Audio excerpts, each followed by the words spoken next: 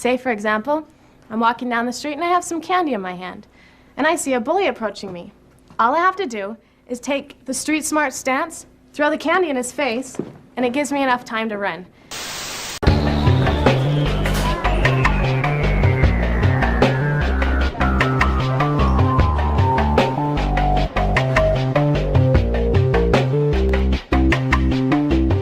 Are they smoking? Or are they gay?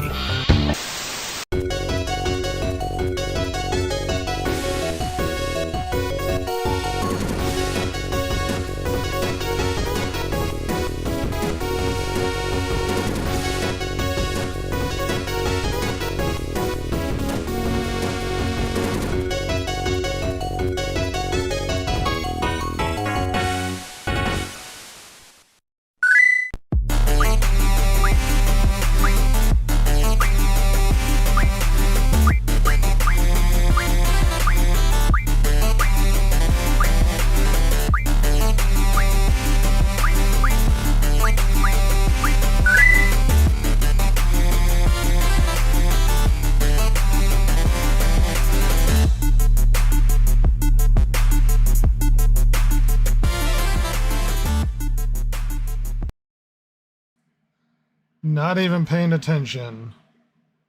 Just thinking to myself about that stinking commercial. Which one? The candy in the eyes or smoking or gay?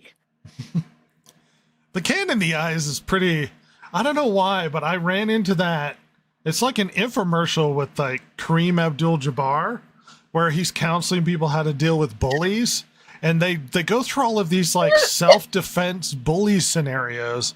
My favorite one was throw candy in their eyes and run away. And I was like, who's walking around with a handful of candy? Yeah, just a fistful of candy. And yeah. What if you just have like a chocolate bar in your hand? You just chuck that thing at their head. Just directly at their face. Yeah. Yeah, I mean, that's an option. Also, I always kind of considered smoking to be a little gay itself, so maybe there's both. Maybe you're a little bit of both. It's like that, what was that thing? Like Legally Blonde. It's like, oh, are they gay or European? Are they gay or smoking? A little bit of both. Kind of at the same time. It's a special podcast today. Ross, as always, stumbles in drunkenly late, as it seems Jason has been out late drinking and will probably be late, I guess. Which the must... Jason, what happened? Well, with the much... I was about to say much hyped debate later on in the podcast, but let's be honest, nobody cares except for us. Nobody was here for that. It was just us screaming at each other. Yeah, well... I had fun with it. I'm always right is the problem, and I don't know how to deal with my correctness. No! Yes? No, if only we had an audience to listen, we could get them to be the tiebreaker. Yeah, well, we don't, which means I get to win.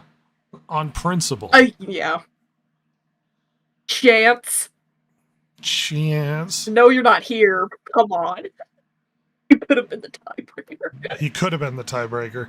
Well, Chance is a simp, and he'll side with the women out of principle. Well, that and up to oppose me.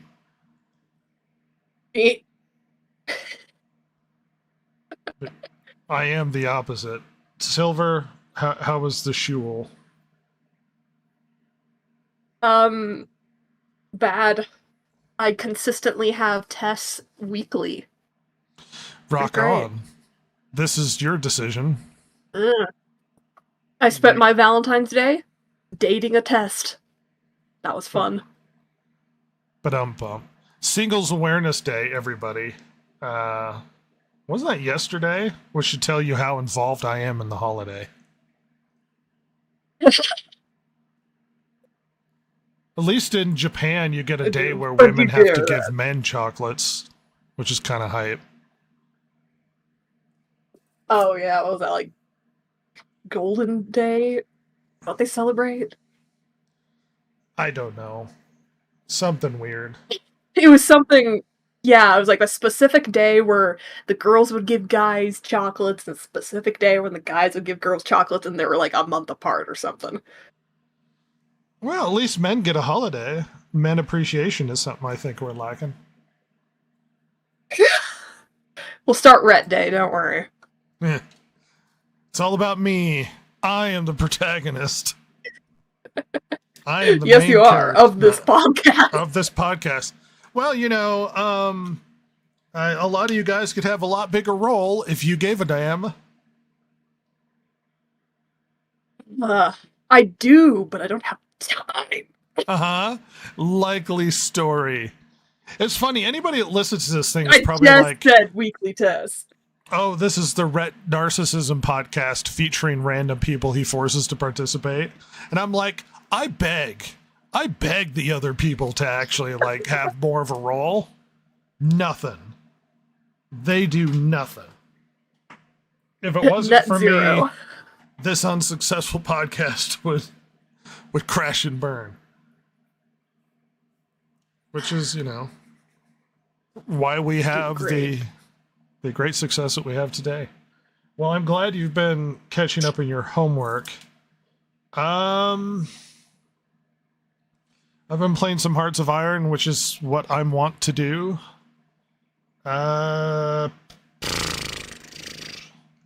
watched some stuff. My Happy Marriage, that anime on Netflix, my mom really likes it. It's cutesy. With the most helpless and worthless main female protagonist. She is like a delicate flower who's constantly like flustered by the dangers of the world. And she needs a big, strong man who is there for her to save her constantly. It's amazing. Constantly. What dangers are there Demon monsters. in this world? Demon. Oh. Yeah. Okay. She has Show's one of the not what I most was thinking about. she theoretically in the lore of this world has one of the most powerful powers anyone could possibly have, but it's not actually effective in any combat role. She can see things in her dreams, which still makes her like delicate and worthless. Like everybody has to save her despite the quote unquote major power she has. She can see things in her dreams. Well, What, it's like the future or the future and or the past. It's really not specific. Like she can kind of see future Okay. stuff, but then she saw past events as well. But she doesn't know how to control it fully, so it's like, what good are you? yeah, that just seems like okay, I've been dreaming like a regular human. Precisely. I finished The Recruit season 2. The Recruit is a good show on Netflix. I'd recommend you see it. It's a lot of fun. Despite the fact that everybody was really into Night Agent for some reason, which never made sense to me. Did you ever watch that on Netflix? Night Agent? Yeah, it seems like something your papa would like. Let's see. Nope, I haven't. But yes, I think my father has watched it. Well, This guy looks familiar. This main I think I character. got through like half of the first episode and I hated it. I thought it was really stupid, despite the fact it was one of the most watched shows on Netflix for some obscure reason, like top 10 forever. Whereas The Recruit, which I really liked, was not remotely as popular. So I don't know what to tell you. But I quite like The Recruit. It's a fun show. I probably watch some other stuff. I don't know. I'm still keeping up with Severance. Doing the Severance thing. Show's I getting did weirder. watch the last 10 minutes of Craven the Hunter. That horrible show? Did you enjoy it? The last 10 minutes of it, from what I could tell, I hate it. Based upon the last 10 minutes, your expert review. Yes, because Papa Zilla was watching it with Uncle Zilla, and I walked down, I'm like, this is Craven the Hunter, isn't it? And he's like, yeah. was like, this is so weird. What's going on? As far as I can tell, it's just this guy threatening a businessman, and his brother's like some wimpy kid, and then here's Russell Crowe sitting in the woods somewhere. Got nothing out of it. They're not exactly the highest of critics when it comes to their tastes either. They'll just watch something because it's there. No. They had no idea that Kraven the Hunter was a Spider-Man villain either, and they're like, I didn't even know this was a... Stop making villains like relatable characters. Like, stop. He's like a good guy, as far as I could tell in this, and I'm like, this does not seem right. Well, which is why I hate the Venom movies. I hate Venom as a good protagonist. I hate it. And I know everybody's going to sit there and scream, oh, but what about the Venom comics? They made him like this anti-hero, blah, blah. Shut up. Shut up about Venom trying to be... You know what the problem was? Venom became too cool that they tried to keep him around as some sort of like vigilante good guy. It's like, he eats people. What are you talking about? That's A1 I really bad miss guy. him as a villain. Like in the original Spider-Man movies. Yeah, why don't they bring... They have them in two different universes, but I would still like to see a Tom Holland Spider-Man versus Venom. He just showed up in the other world for a few seconds, like, oh, this is Spider-Man, and then immediately went back in that third movie. I know. That's just a waste. Like, Venom's a cool character that they don't know what to do with. And he needs to stay a horror villain because he looks like a horror monster. Stop with this, like, misunderstood, oh, he's a good guy. That, like, even in the movie, he eats people, and then it's like, well, no, you can't eat good people, you can't eat innocent people, you can only eat bad people. And so he allows him to eat, like, a shoplifter at a convenience store. And I was like, so shoplifting like a guy is now who nabbed a woman's purse. Well, right, but now it's a capital punishment to murder. Like, that's the conclusion the show is telling me, that robbing a convenience store means you should die. Be consumed by an alien monster. Yeah. Oh, I assume you haven't seen the latest one. No, right? I haven't even seen the second one. I haven't seen it on streaming at all. Well, throw up the spoiler thing really quick. Oh, no. Go. Okay. You've been warned. Alright, so, very end of the latest one, he... like in some big battle, and there's a bunch of other symbiotes. There's at least one other one I could think of. I don't remember if there's more. That have like their human hosts, and they're in this big battle. And Venom sacrifices himself for Eddie, and it's this whole thing. So he's dead now, but there's still other like female Venom. So that's great. Oh. I mean, there were other symbiote creatures in the comics. Yeah, but they made a point of like, oh, this one's still around, or if I'm remembering correctly. Well, and by so the like, way, oh, are we gonna get female Venom movies? The whole symbiote saga was awful in the comics. It was really stupid. So I wouldn't even say it was worth our time. It's like, well, it's lore accurate. Well, it's dumb lore. It's dumb lore. Well, I'll remember the spoiler. I still haven't even seen the second movie, honestly. The Let There Be Carnage one or whatever. Yeah, because it hasn't been on any streaming, and there's nowhere to track it down. So I'm like, whatever. Literally, all it was a bit of Venom, like. He put his hand on something, and a bit of himself was left behind, and it created the Carnage Venom by attaching himself to some murderer that Eddie was interviewing, and they fight. That's it. Well, that's kind of what happens in the comics. Yeah, well. Yeah. I mean, it's not that different. They just fight in a building for a while. They punch for a while. As good. Yeah. superheroes and villains should. Venom isn't a superhero. Until he kills Final. Carnage. I'm sick of it. He's not a superhero, and Who? I'm not going What? to hear any more of it. Jason, you're like way too late into a conversation here.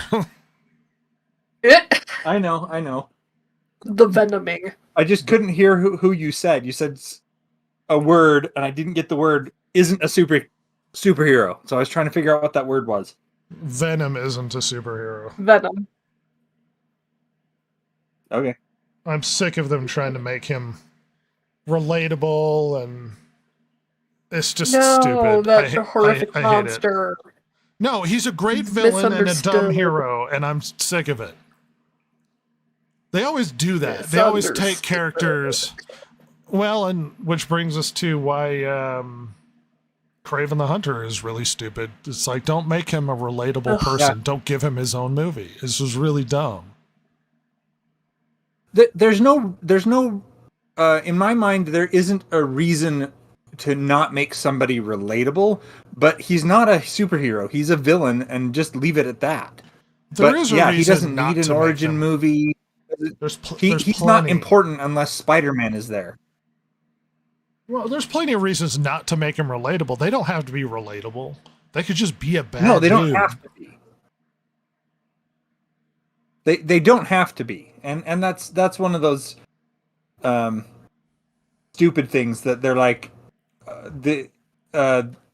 anymore. It's like if we have a villain, for whatever reason they've got to make a backstory, and the backstory has got to make us like feel bad for the character or whatever. And it's like, no, we don't need to feel bad for this person. This person could be a total psycho. Who cares? Make him a bad guy. Make him a serious threat to the hero, so that the hero actually has to do something to work to overcome this thing.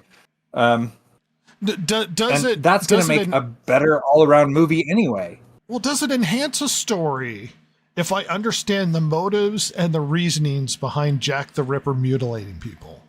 Like, does it make me feel more connected No. to the events? Do I have to like see a backstory where he was touched as a kid and now he wants to mutilate prostitutes in London? You know, Was it's it like just a coincidence you brought up Jack the Ripper? Because well, my gosh. he's in the lexicon. Well, look. By the way, this has nothing to do with nerdy stuff, but well, history is nerdy, so kinda. look, Oh they yeah, may Jack the have- Ripper is a really may- nerdy subject now. Well, they may have, and I here's the problem. As somebody who's trained in history, I'm going to qualify this. May have figured out who Jack the Ripper is. And the reason why I say may have is because there's a lot of hullabaloo about the fact that they used this scarf to test DNA and found the DNA connected to somebody who was a suspect at that time, who was a immigrant butcher. I think it was Polish. Yeah, his name Yeah. was like Aaron Kosminski or something. Right.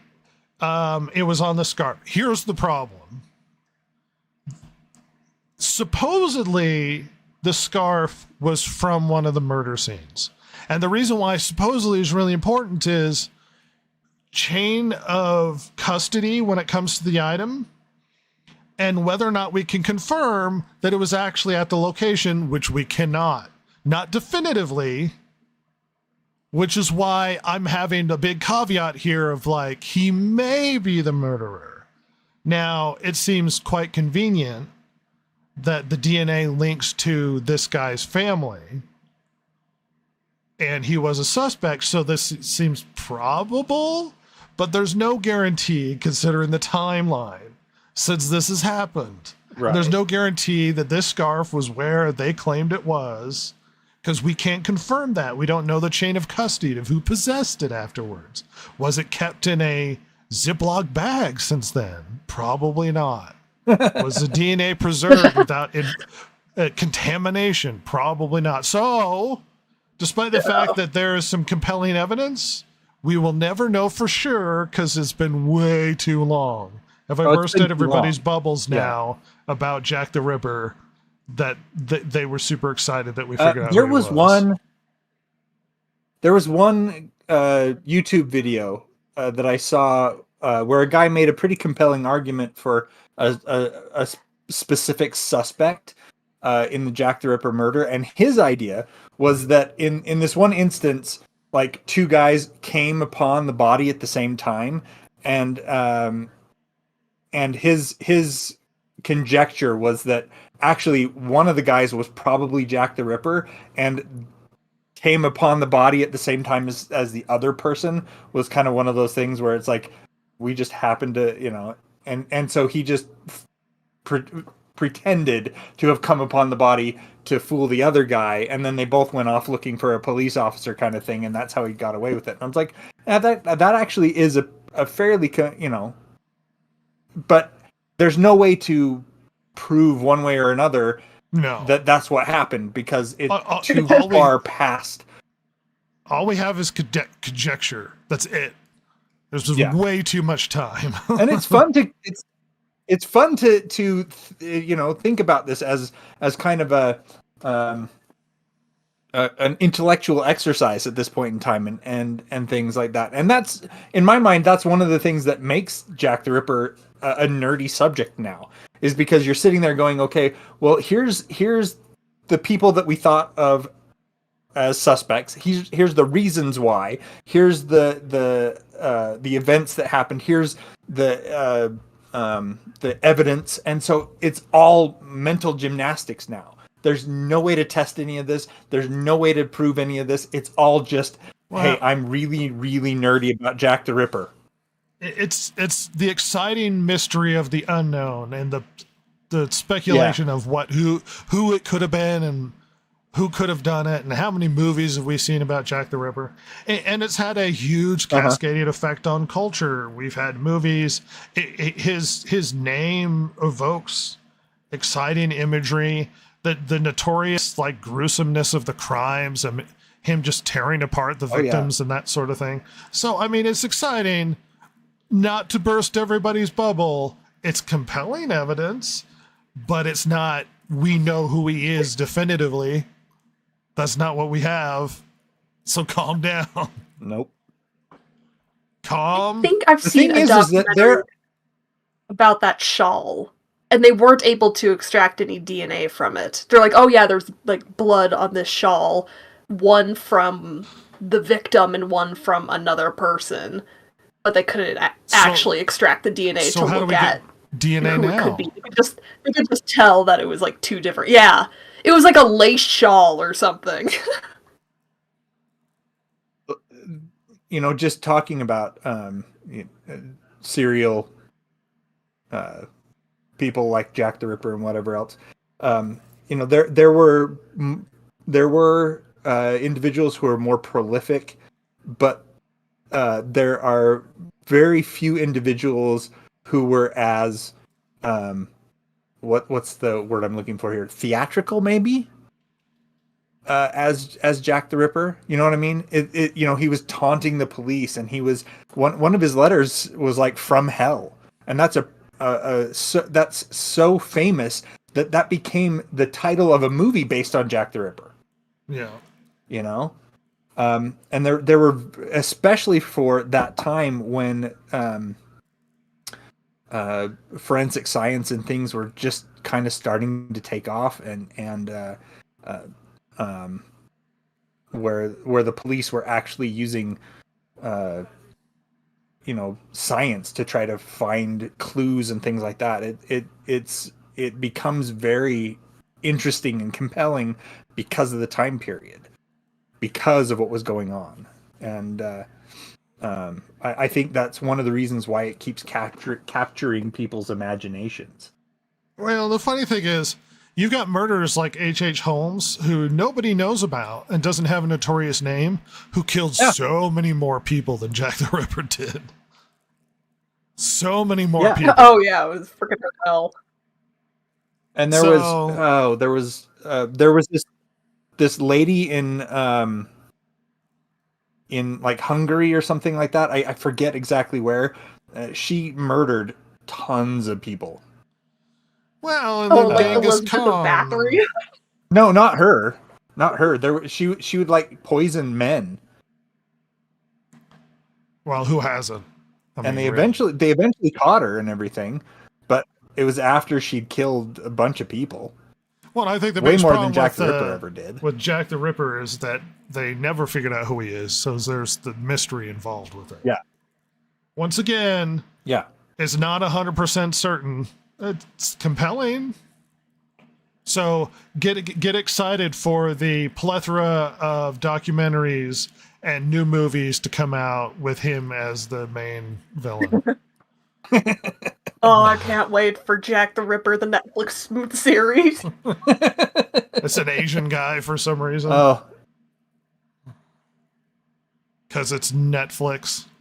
Regardless, yeah. A lot of exciting stuff has happened. As in every week, a lot of exciting stuff has happened. And if you come to this podcast for anything, it's to be updated on the stuff happening during the week. Because my goal with this podcast is to have an interesting conversation about current nerdy stuff. And if you don't have the time to keep up with everything that's going on during the week, you can come here and you can just get it all in one big go, at least the big stories that are going on. And From the fire incidentally, hose. the new movie that everybody's been waiting for, a lot of Disney success and hope for the Marvel future, has been riding on, colloquially, Captain America 4, or more specifically, Captain America Brave New World, where our winged sidekick is now suddenly Captain America, because we're just going to call him that because he got the shield and not Bucky, which is confusing and whatever. And there's a whole nother rabbit hole to go down as to whether or not that means anything. But we'll talk about the movie superficially. I haven't seen it, and for the purposes of this podcast, we're not here to review the movie. We're just here to talk about its release and everything that's happened around it, because it's a big event in terms of Marvel. Superficially, the movie doesn't seem to be received well. And I know this is going to come across as shocking. I heard some stuff from the Critical Drinker. I think it was today. It may have been yesterday. And I've looked at some stuff about the movie, but I'm not trying. None of it seemed really compelling. Well, here's the problem when I'm talking, since we haven't watched it and I can't give you my review. The problem is when I look up reviews to try and get the general perception, it's easy to go to people that, look, I have problems with this movie. I don't like how they're damaging Falcon's character.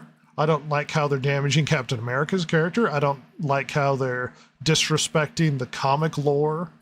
So I might have a predisposition to think it's bad. And the problem with that is, with that predisposition, if you've been involved in science at all, is if you have an inherent bias involved in something, you tend to look for sources that confirm said bias.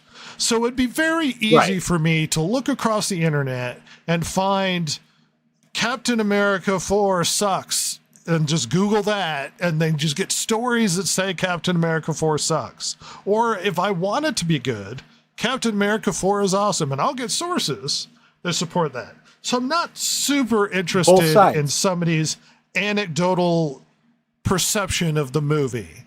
So what I have been doing is I've been jumping around to a bunch of different sources to try and figure out what is the general perception, not one individual's perception of whether or not the movie is any good, which is difficult because review sites are balls. They're just not good at assessing accurately whether or not something is any good. Here, case in point, we have the Rotten Tomatoes. Critic score 51, audience score 80. Now, here's the problem with this. Classically, critics tend to have some weird bias where they all band behind some movie based upon whether or not they get access or it's the big thing out. Usually critics are either united that they don't like it or united that they do. And usually it's because they got a wink and a nod from some sort of a studio or something, and a lot of them are far too hesitant to critique or be critical of big studio stuff. And so a lot of people used to, with Rotten Tomatoes, look to the audience score. But the problem is the audience score has changed, because now it's like verified audience score, which means you have to go through a bunch of hoops to verify that you've seen the movie. So it's hard to tell whether or not the audience score on Rotten Tomatoes is even accurate, because believe it or not, with a lot of current movies out today, movies that don't look good and are scaring off certain sections of the audience, there's been this rumor that the new Brave New World movie has garnered some big, like, right-wing conservative, like, I guess, protest of refusing to go see the movie. Whether or not that's true or not, people who went to see it and are reviewing it on Rotten Tomatoes for your audience score is not going to be accurate, solely for the fact that the people who are reviewing it and went to go see it wanted to go see the movie. And I think nowadays, most people who don't want to see the movie just aren't seeing it and aren't reviewing it. So what you're getting is 80% of people who were deliberately trying to see this movie enjoyed it, which means they already had a predisposition to enjoy said movie. So now that I've poked holes in any those of us possible objective who were scared way, away from the movie just simply aren't weighing in on the topic. We can't review it because we're not verified. Right. So now that I've poked holes in any way of having any objective way of reviewing the movie, this is going to sound subjective, but honestly, I've jumped through a lot of different reviews, and the general sentiment, at least it seems like I'm getting from reviewers, is that it's balls. That it's just not a good movie. Now, that doesn't mean that you might not like it. I tend to be, if it has certain things in it, or it seems to disrespect the characters, or be political and awkward in some way, I just check out. I don't think anybody who's an audience of this podcast really cares that much whether or not they get my specific opinion on this movie, or the podcast in general, like Jason Silver and Ross's or whatever. So I don't think it's that big a deal that we don't actually go see this movie and review it. But just to be specific, the general sentiment seems to be it ain't good. Now that we've established this shaky ground at which to have an objective standard on whether or not the movie is any good, let's go to The Vulture, which is a New York magazine, internet website, blah, blah, blah. And they have a very interesting title. Apparently, according to an insider, he said, on quote unquote, I think everyone knew this is probably not going to be a good film. The belief was that this movie had been refilmed like 4 times, or at least had gone back to reshoots 4 times. Right there, a red flag. From insiders, it seems like General Ross, now President Ross, was somewhat of a Trumpian character, which no one was expecting was going to be the victor in this last election, and that they were doing reshoots on this film as recent as November, which makes me think maybe they calmed down the Trump-esque commentary as him as president. Hard to say, seeing as how they probably set on fire any bit of film that might have survived. But to read a little bit, but there's so much more to talk about when it comes to this film overall. Let's see, Valentine's Day, Captain America Brave New World swoops onto more than 4,000 screens across North America. 4th installment of the Marvel Cinematic Universe's long-running, $2 billion grossing Captain America franchise, and the first edition to feature Anthony Mackie hefting the Vibranium Shield. Directed by Nigerian-American Sundance Film Festival veteran Julius Ona. He made a movie that I can't repeat because I'm not black titled. Seemed like a good choice for a Captain America film. But I digress. The movie arrives freighted with financial and cultural expectations. I think the guess is it's something like $180 million, the cost for this thing. They were also hoping this would turn into a Black Panther sort of, everybody went and saw it because they're supporting it, and it was released in Black History Month and what have you. Let's skip a bit ahead.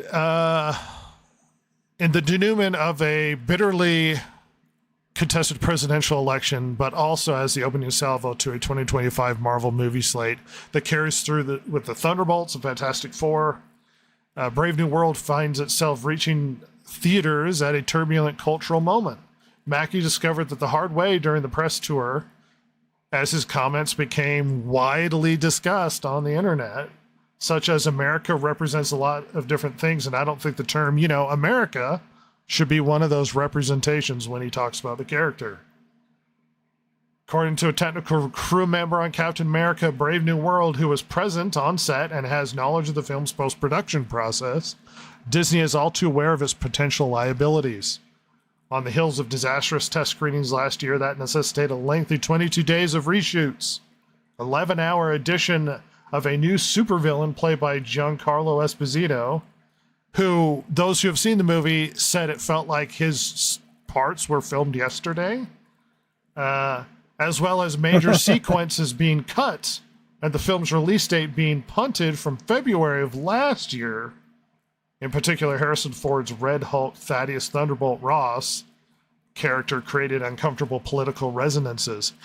There was a scene, apparently, in the movie where assassination attempt against Ross happened, and that was cut. Seeing as how we had recent drama. A demagogue military leader transforms into a rampaging orange-skinned superhuman. I wouldn't call him orange. That's a little bit of he's red. Editorializing into this article, by the way. Yeah. Trying to connect it to Mr. Drumpfler. To be sure, the reshoots took place last summer. No, there were some very late reshoots.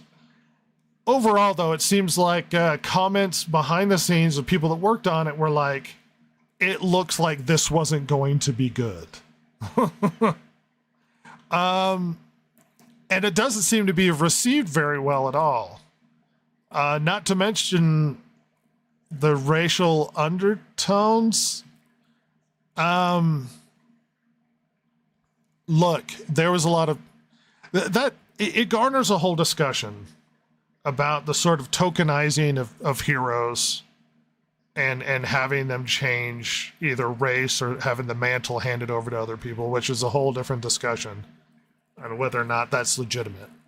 However, China is mega racist. And here is one of the promotional standees for the movie, where you can't even see him fighting the Red Hulk. I guess they've just eliminated the black individual from this image.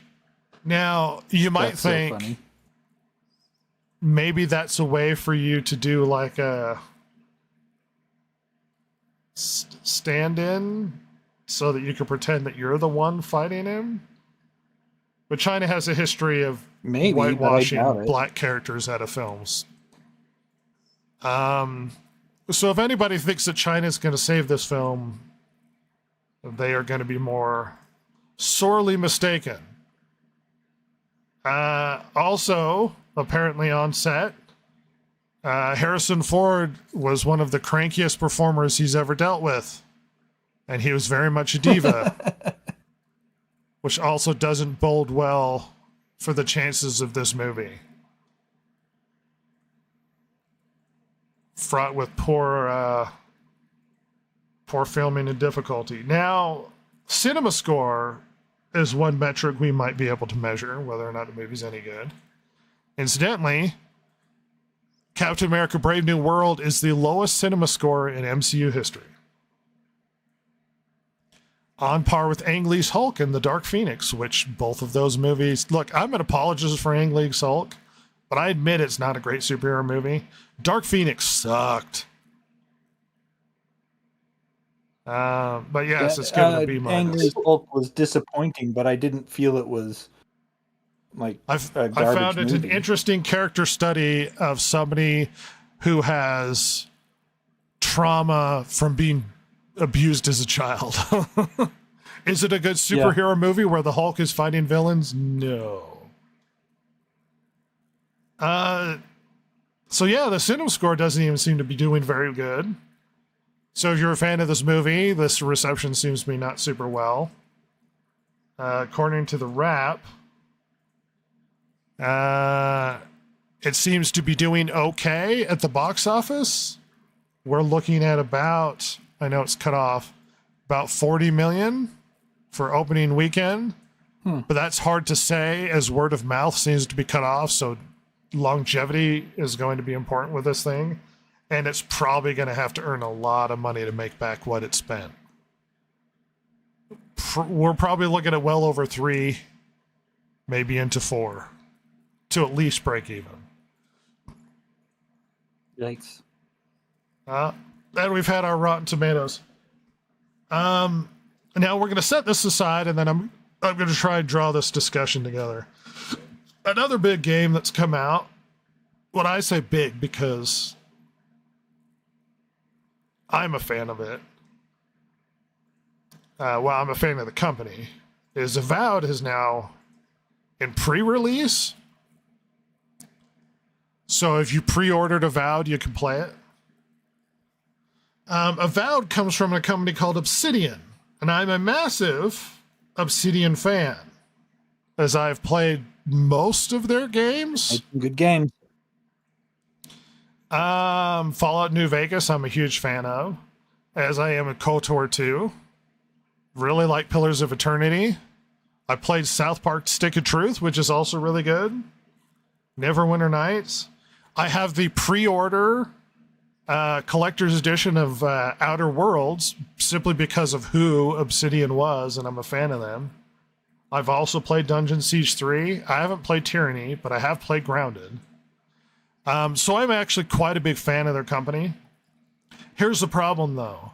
New Vegas Obsidian is not the same people that made Grounded Obsidian, because people come and go.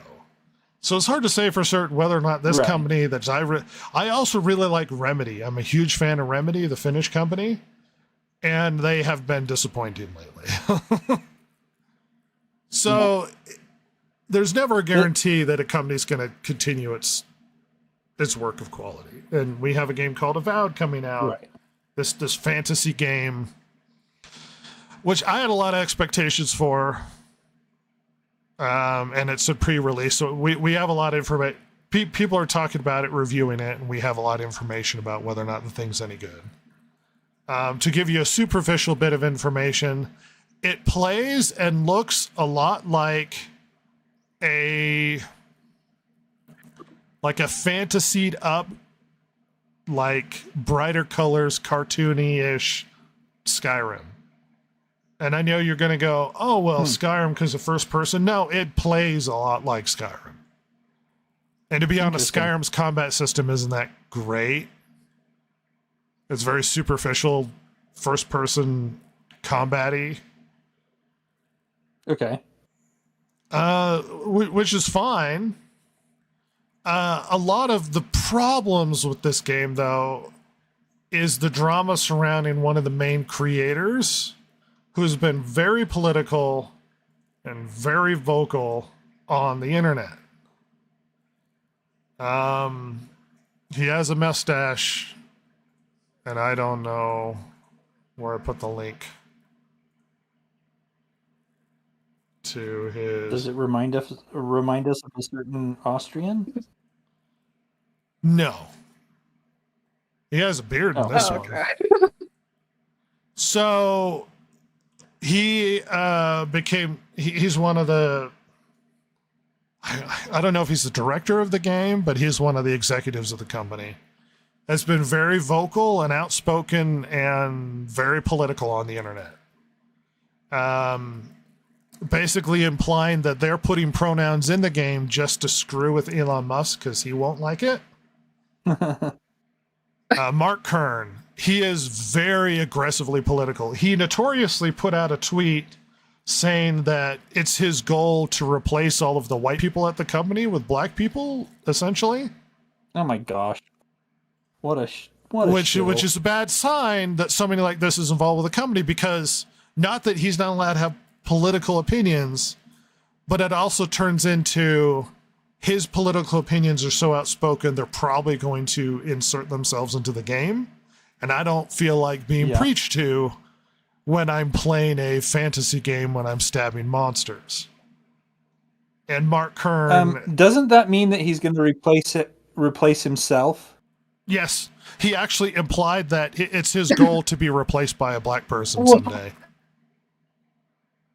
What a piece of garbage. I mean, he believes it. He should just quit today. Well, what's he waiting for? Apparently, his long-promised pronouns to screw with Elon Musk. Well, they seem to have heard the negativity around the game and gives you the option to remove the pronouns from being displayed while you're playing it. So you aren't forced to be exposed to the pronouns. Display identifier in player character sheet, and you can say no.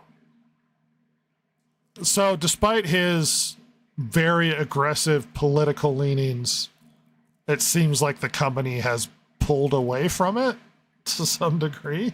Good. Now the question becomes, is the game horrifically woke? I can't have a direct answer for that. The best I can say from the reviews I've seen is it is not Dragon Age woke. But it is a little. Well, that's good, I guess. Because Dragon Age is really bad. So it's a little bit. It's a little leaning into the politics.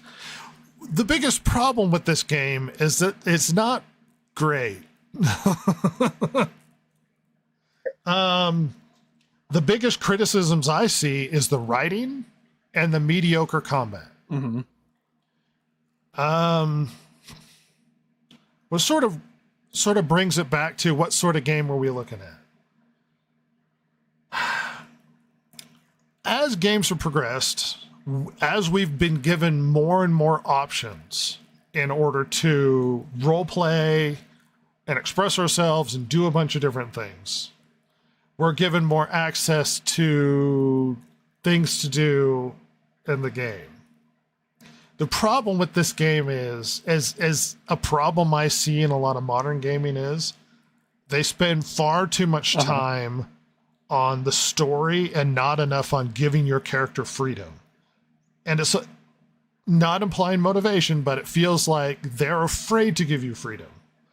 What I'm getting at is it plays a lot like Skyrim, but it's not as freeing as Skyrim. You can't steal. You can't attack NPCs. You can't get into shenanigans and play whatever game you want to. You're just playing the fantasy game the way they want you to play it. There's no theft. There's no attacking NPCs. There's no being... Like, even through the character dialogue, it's kind of poor. It reminds me of in The Last of Us 2, where they set up a choice where you could kill the one character or spare him. And Neil Druckmann was upset that most people decided to kill the character because he thought he had written such a good story that you were going to be sympathetic and feel bad and understand because he makes you play her through most of the game. And yet in the end, everybody murders her. So he took away your choice and you cannot kill her anymore. It was a choice in the game. And when you're trying to get across a political message, or you want the game to express a theme or a story or people to experience the story in the way you want them to, inevitably you have to take away choice.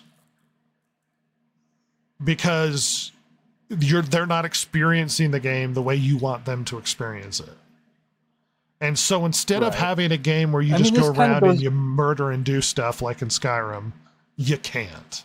So it's a lot more dull and a lot more boring. I wanted Go ahead.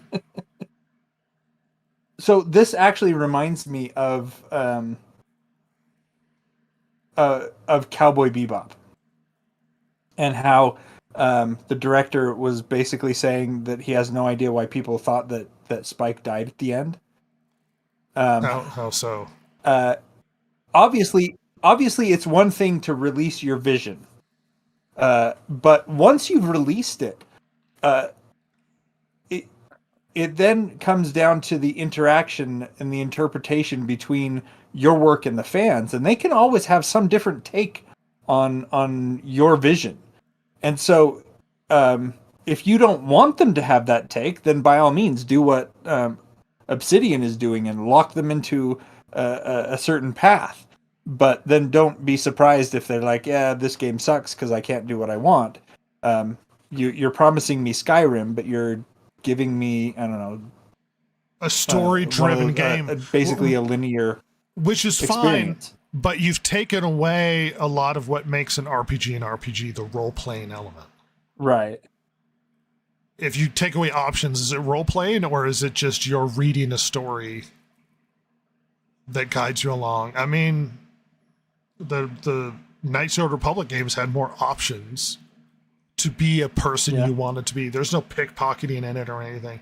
Now this seems like overly critical, but I think it belies a problem that happens in modern gaming where when people write stories, they want to write a story that expresses a certain point of view and guides you in the direction so that you unravel the story and learn what they want you to learn and grow with the game the way you want you to grow with it. And it seems that modern storytelling is afraid of options. And they're afraid of being explorative in how they present games. And this might be overgeneralizing it, but I'm seeing a lot of different games having a similar problem, much like Avowed has. And this isn't even touching on the overarching story, which some have talked about has complex in and outs, but the overall criticism I'm seeing is the story's kind of bland. That this game isn't a 10 out of 10. IGN gave it a 7, which might as well be a 3. Because IGN gives everything a 7. Yeah, they do. And sort of my overall point when it comes to these two pieces of media that come out is it feels like these are either remnants of the previous generation's way of telling stories, which is just dead now, that we are no longer interested. Or more specifically, that no one's really learned their lesson yet, that we are no longer interested in the way they used to do things. Like, the new Captain America movie is a poor representation of the characters. Captain America is who he is because of his values and what makes him who he is. Falcon is one of, I think he's the second black superhero ever. It lessens Falcon by making him Captain America. He doesn't need to be Captain America. He's the Falcon. Yes. I've been wanting just a Falcon movie. Yeah. But oh, why is that? Yeah. Well, and then the movie constantly we spends... have to have... Go ahead. We have to have a black Captain America because Captain America is Captain America, and so we have to redress the crimes of the past with action in the current in the present by race, gender, whatever swap you want to to do, because this automatically erases any past injustices and fixes everything. Right. And it belies an insecurity that Yeah. in order, and this has It's one been of those things where criticized by men like Ripper and whatnot, where he talks about how they're so afraid of allowing black characters to stand on their own that they basically have to co-opt white characters. And then when that happens, these black characters frequently spend their time assuring you about their legitimacy and that they deserve to be there. This happens with Miles Morales.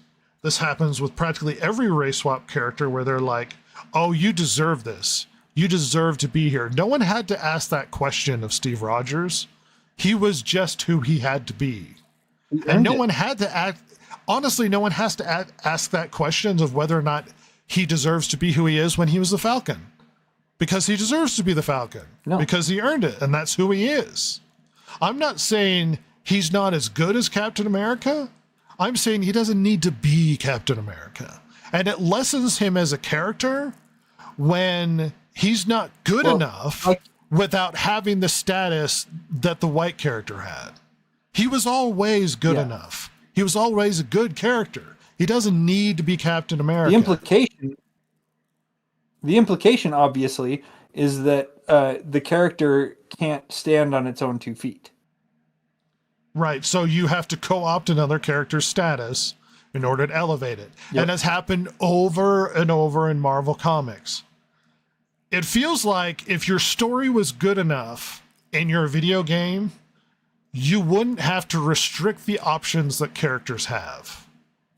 It feels like if your story was sufficient, or if your game was sufficient, you wouldn't be afraid that the characters would steer themselves off of the path that you've set before you.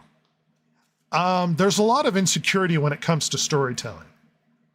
And it feels like Hollywood and video games and the modern way we approach stuff lacks confidence in what they're making, and they're too afraid of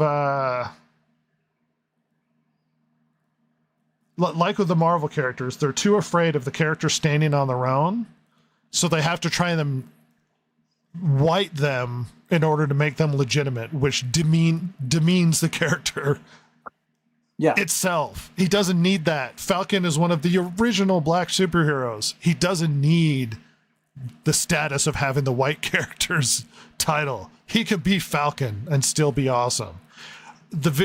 Modern video games don't have to be so insecure. You know what you shouldn't be afraid of? Character choice. Video games, if anything, are chaos because they allow characters to give choices, and RPGs are essential for characters having choices. And it feels like modern writing doesn't know how to handle a world where they can't force you to accept things the way they want you to accept them. Is the point I'm trying to make a little too vague, or do you see what I'm getting at? No, I can see what you're getting at. I want to kind of refine it a little bit. The idea here is that the people that are writing these stories and releasing this content, they're not interested in you. They are interested in their message and in their agenda. And if they give you choice, then you don't play into their message, you don't play into their agenda. You do your own thing, and then you end up changing the message and you change the agenda. And they can't have that. So they have to lock you in to their message. Otherwise, what's the point? They should have just given you an open world game with infinite possibilities. And in that case, you can do what you want, and then you don't learn. You don't learn the lesson that I'm trying to teach you here with the message that I'm trying to put across. And it's like, well, what if I don't believe in your message? What if I think that message is mistaken or wrong? Then I'm just not going to even do anything with your game. I'm going to go off and find something that does appeal to me. And like I said, once again, it comes down to are you the consumer? Are you learning the message that I'm trying to put across? And and I think that you can't do it by just playing how you want. You have to play it how I want you to play it. Otherwise, you won't get my message. And a lot of storytelling is less about exploring a topic and more about expressing a message. That feels like how storytelling has been for the last like decade or two. It's like, instead of writing a story of like, I'm going to explore what it means to be human or the emotional, no, a lot of it now is just, I have political grievances and I'm going to talk about it in this medium. Yep, exactly. And it's like, all right. I mean, it doesn't mean I want it or it doesn't mean I want to be interested in it. And that's not to say that you might not even agree with the story that occurs in Avowed. But I think I watched a video today where he talked about Avowed extensively, and he said it feels like video games are regressing. Like what you used to see when you were presented with new video games is options, where it's like, hey, look what you can do in this game. Look at the things you can accomplish. Look at all these, like, if you do this, it's going to have this effect on the world. Or if you do this, and it's like all of the, how much more complicated and how much more options and how much more interactivity that a character could have. Yeah, exactly. Where nowadays it feels like video games are almost pulling back from that, pulling away from sort of opening up the interactivity in the game and almost giving you a more streamlined, dumbed down, action-y sort of experience. And I don't think it's a good direction for games. I'm thinking back to some of the first games that I played. The first video game system that I had was an Atari 2600, and there weren't anything like RPGs or there was kind of one. It was adventure. You were a square on the screen. There was no leveling up. It was just solving puzzles, avoiding or killing the dragon, that kind of stuff. And then you get into the NES era, and that was when you first started getting games that had multiple endings. One of the first games that I can remember playing on the NES was one of the original Castlevania games. And if you didn't beat Dracula within a certain amount of time, you won the game, but your character died at the end. You got the bad ending.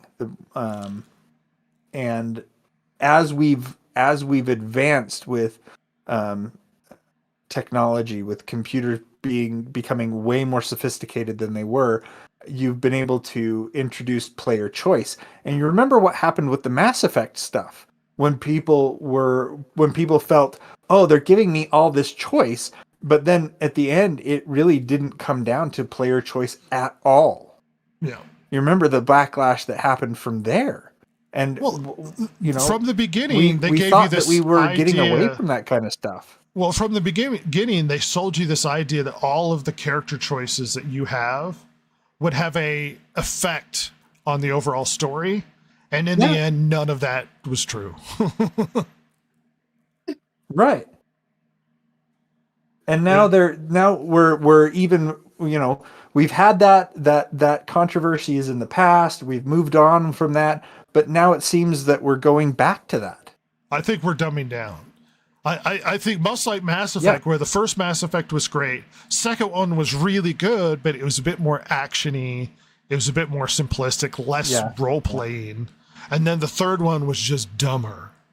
And that's what it felt like we got with Dragon Age.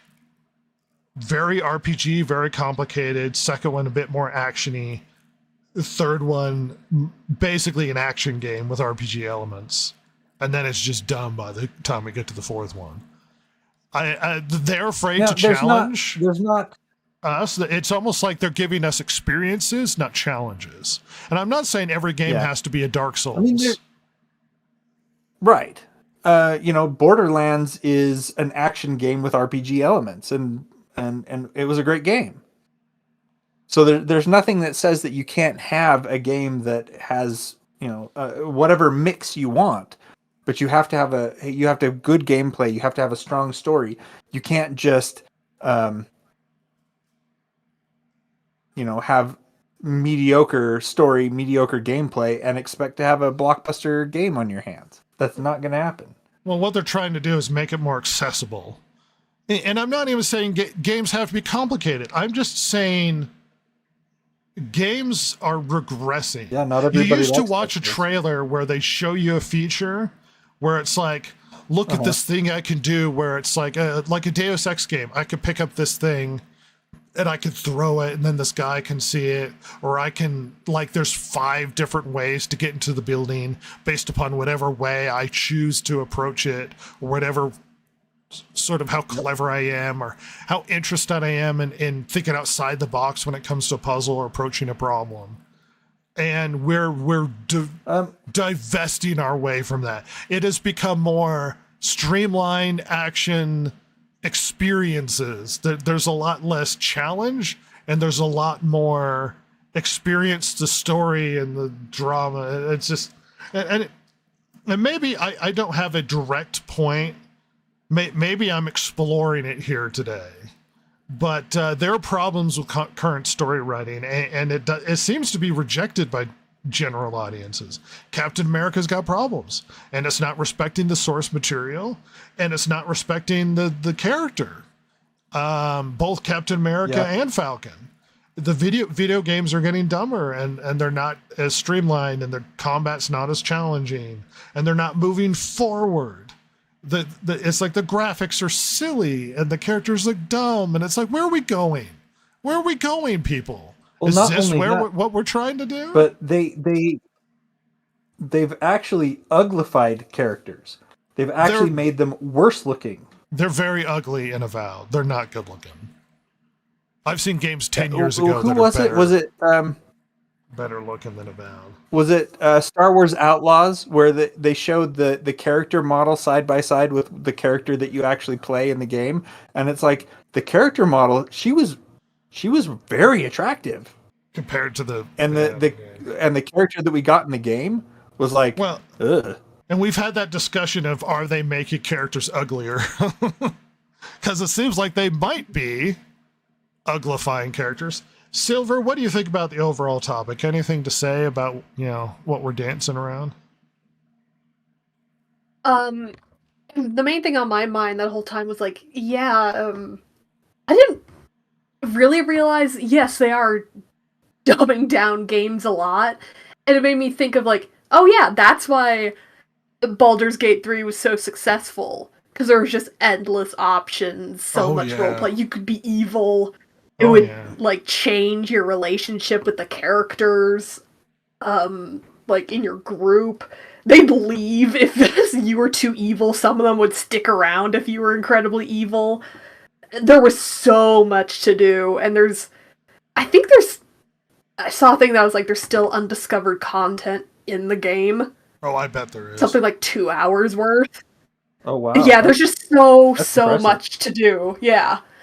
And it's not just like, 2 options in a dialogue of the good option, the bad one. There's like 5. It is amazing, and it all affects the outcome of the game and who you end up with, whatever. So, and I think people love that aspect of the game, because it's not just, like we were saying, like, just going in a straight line. There's so many different branches you could go off into. Oh, I know that's why people like that game. Oh, yeah. And, yeah, games don't need to be overly complicated, like you were saying. I think of the older games, like you and I were playing on the Switch, and yeah, it's just going through the game, getting to the end. Those are still very entertaining. Yeah. But there's something about how we've progressed this far, and then we've went back.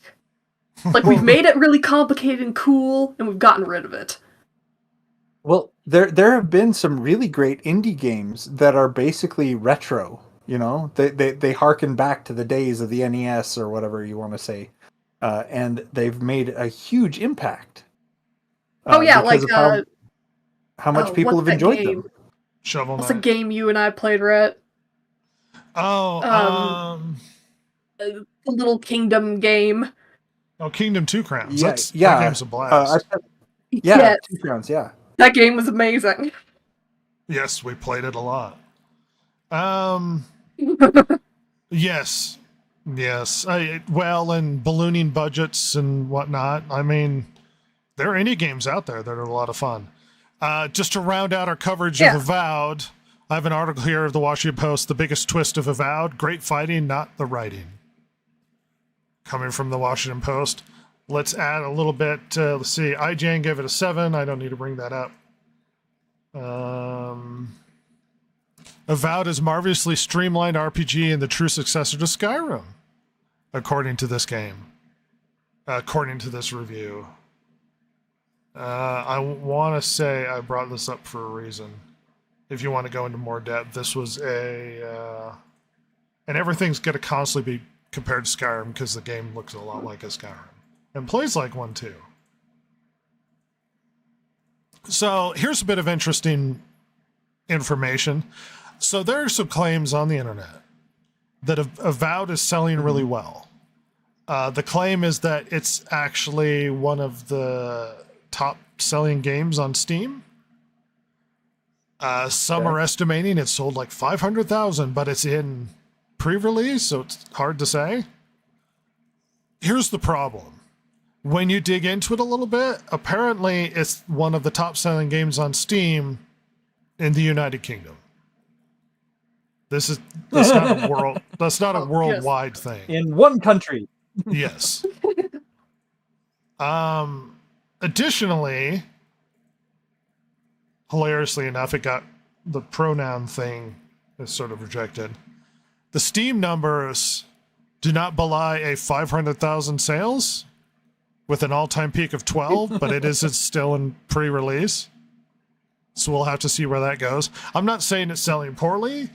I'm just saying, much like, lest we forget when Dragon Age released, immediately out the gate, everyone's selling so well, people. It's amazing. It's selling so well. There was this one big gaming journalist who was telling everybody, it's like, I think he sent out a tweet where it was like, get broke, make lots of money. He had to delete that tweet because the game performed really poorly. But there's always going to be smoke and mirrors when things come out because people want it to do good.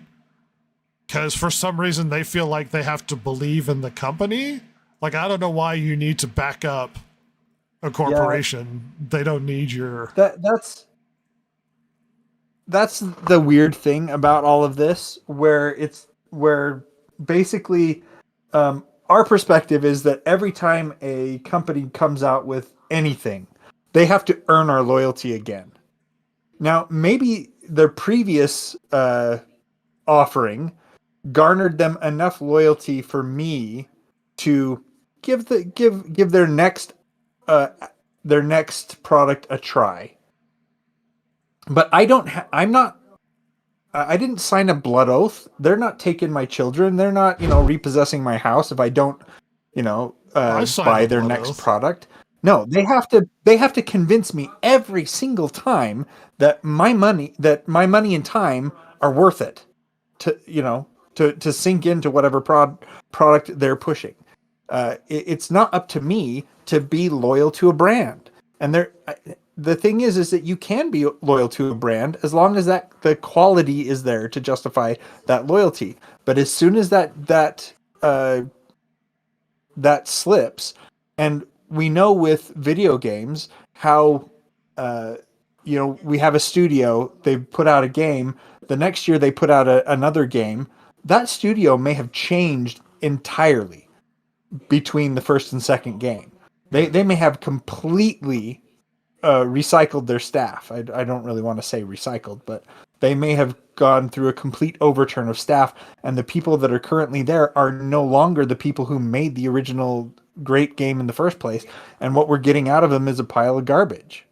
We just don't know, and so there's no reason why we should blindly follow any game company. Well, it should be, you need to prove to me with this game why I should care and why I should give you my money. They're multi-million-dollar and in some case billion-dollar companies. They do not deserve your faith. The only standard a consumer should have is every new product needs to reconvince me that it's worth purchasing. Yep. Even if I like the company, even if I like the games, you got to reconvince me that I should keep on purchasing stuff from you. Regardless. Lots of trailer releases because guess what? We had the football. Thunderbolts trailer. Did anyone see the Thunderbolts trailer? It looks. I did not see this. It looks really stupid, gosh.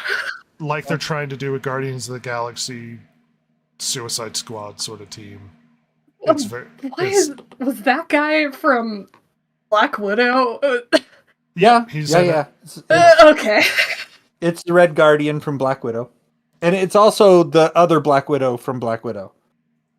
Oh, the poorly sister, performing not Black sister. Widow movie. Yeah. Also, trailer for Mission Impossible. I like Mission Impossible. I'll probably see this. I want to see where the story goes. Don't care about Thunderbolts. We got a trailer called F1 Brad Pitt Racing Cars. Looks fun. Again. He can race cars all he wants to.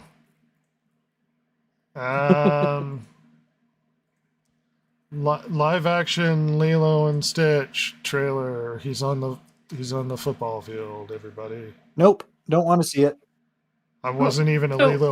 Lilo and Stitch Please cartoon was a classic, and I loved it. Yeah, and every time they've gone and they've taken a cartoon and turned it into live action, they've turned it into a pile of garbage. So, no, I want to have Lilo and Stitch in my memories. How to Train Your Dragon live action, everybody. Oh gosh, more. Oh my gosh, this one. She's no longer Nordic. So, I read an article recently by I think it was the director, and how he was basically lashing out at fans for the we got Smurfs. For them not liking the race swapped Astrid, and how he's trying to justify the fact that she's not a blonde-haired Viking. It's so much mental gymnastics. Well, when they're Vikings. The Vikings in reality, they went all the way down to Africa, so there's no reason why we can't have a black Viking. It's like, well, much like Ross's race swap. There's the reason why we don't have. No. The answer is no. Ever since they had that Viking show where they race swapped one of the most notorious Viking kings of all time into a black woman, I was like, nope. Oh yeah. We was Vikings. Anyway, Rihanna is Smurfette in the new Smurfs. Because that's going to mean so much to the little kids that want to go see the Smurfs.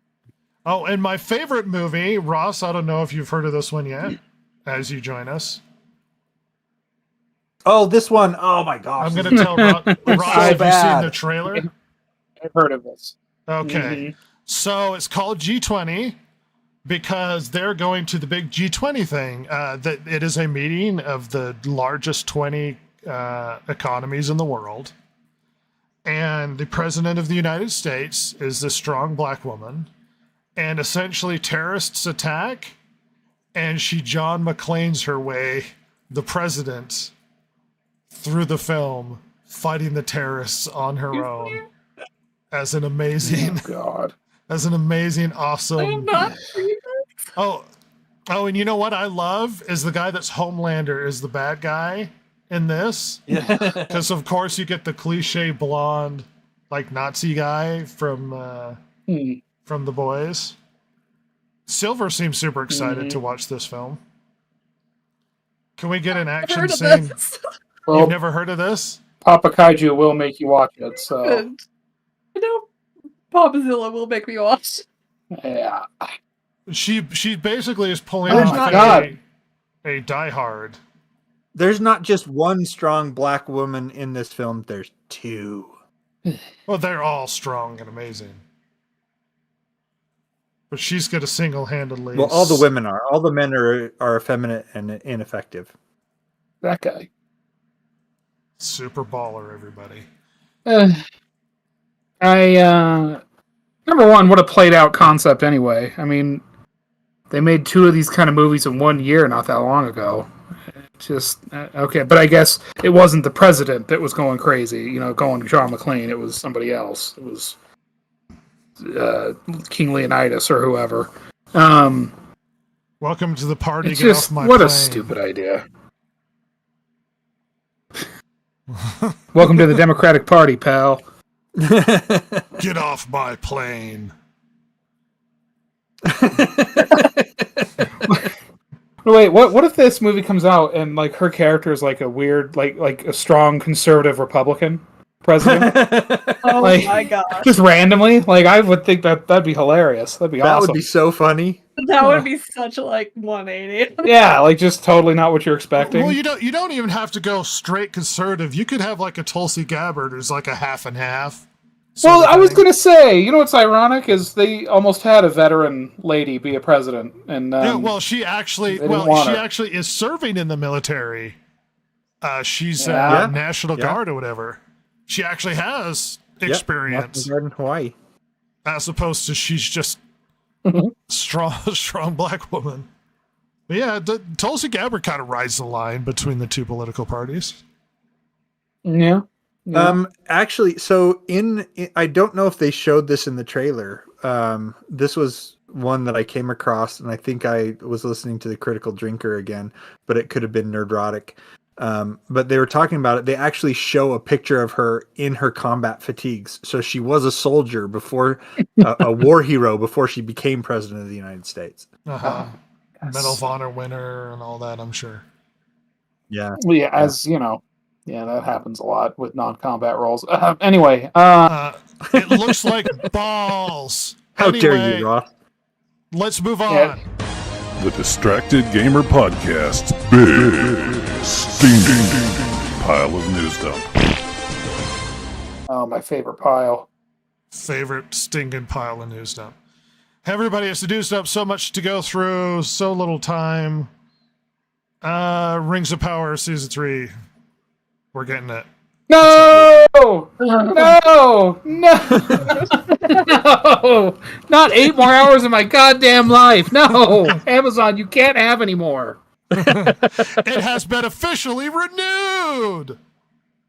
Oh man, they are pulling this limping, beaten horse across the finish line, hoping beyond hope that they are going to be somehow recouping the massive amounts of money that they've spent into this garbage vanity project. No, Jason, you are way off base.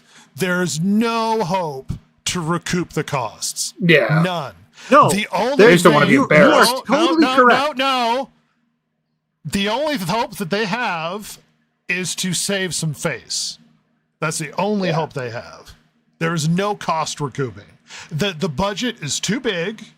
They are living on a show that is critically panned and with a dwindling audience. There's no recouping. Yeah. But yes, get hyped. You know that Totally you know that correct. that scene in Saving Private Ryan when they're storming the beach and Tom Hanks is like dragging a guy and then an artillery shell lands right behind him and then he's just dragging like half a corpse. torso, yeah. Yeah, that's this. Yep. Yeah. It's a Then reputation. they're gonna weekend play. at Bernie's this thing. If they admit They're defeat, already weekending, burning this thing. well, it's a reputation play. If they admit defeat, it damages their company and their studio. They have to Yeah, keep going. keep it going for a little while. Yeah. What if they get to the end of filming season 3 and then they just like do the Well, then they'll Batwoman spin thing? it that we always intended only to do 3 seasons, and we're proud of the product that we have produced, and it was a success, even though all metrics suggest it wasn't. By all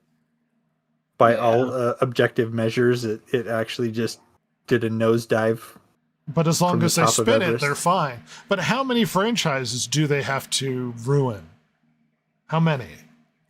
Lord of the I mean, Rings. God, how many seasons did Discovery get? You know, it was. I mean, that's Paramount, but still, like it was. Nobody cared about that show. Everybody stopped talking about it after about season 2, and Well, yet they did it. What, 5 seasons of that thing? What was that other fantasy show that they dumped? Well, dumped. Wheel of they Time. ruined. Wheel of Time. Oh yeah. Didn't they? I thought they were doing another season of Wheel of Time. Yeah, the Well, last one. I didn't say dumped. I should have suggested really ruined. And most people Oh, yeah. seem Oh, yeah, to yeah, hate There you go. Wheel of Time. It is a dump. Regardless, Yeah, Amazon it's is not a source of quality product. Moving on, we had the foosball, Ross. We had foosball. yeah. did Go you- Birds. Go Birds. Did you hear that people are already blaming Trump for the Chiefs' loss? What? Yeah, Well, Excuse me? the I know. It made no what sense I- to me either. What I would like to address is the not the politics of it, but the pop culture of it. Because we had a halftime with Kendrick Lamar spending most of it talking about the black experience in America and dumping on Drake, which was strange. A noted Canadian, by the way. I just want to make that very clear. Drake is Yeah. a Also noted black, Canadian. Ish. He was in a show called Degrassi.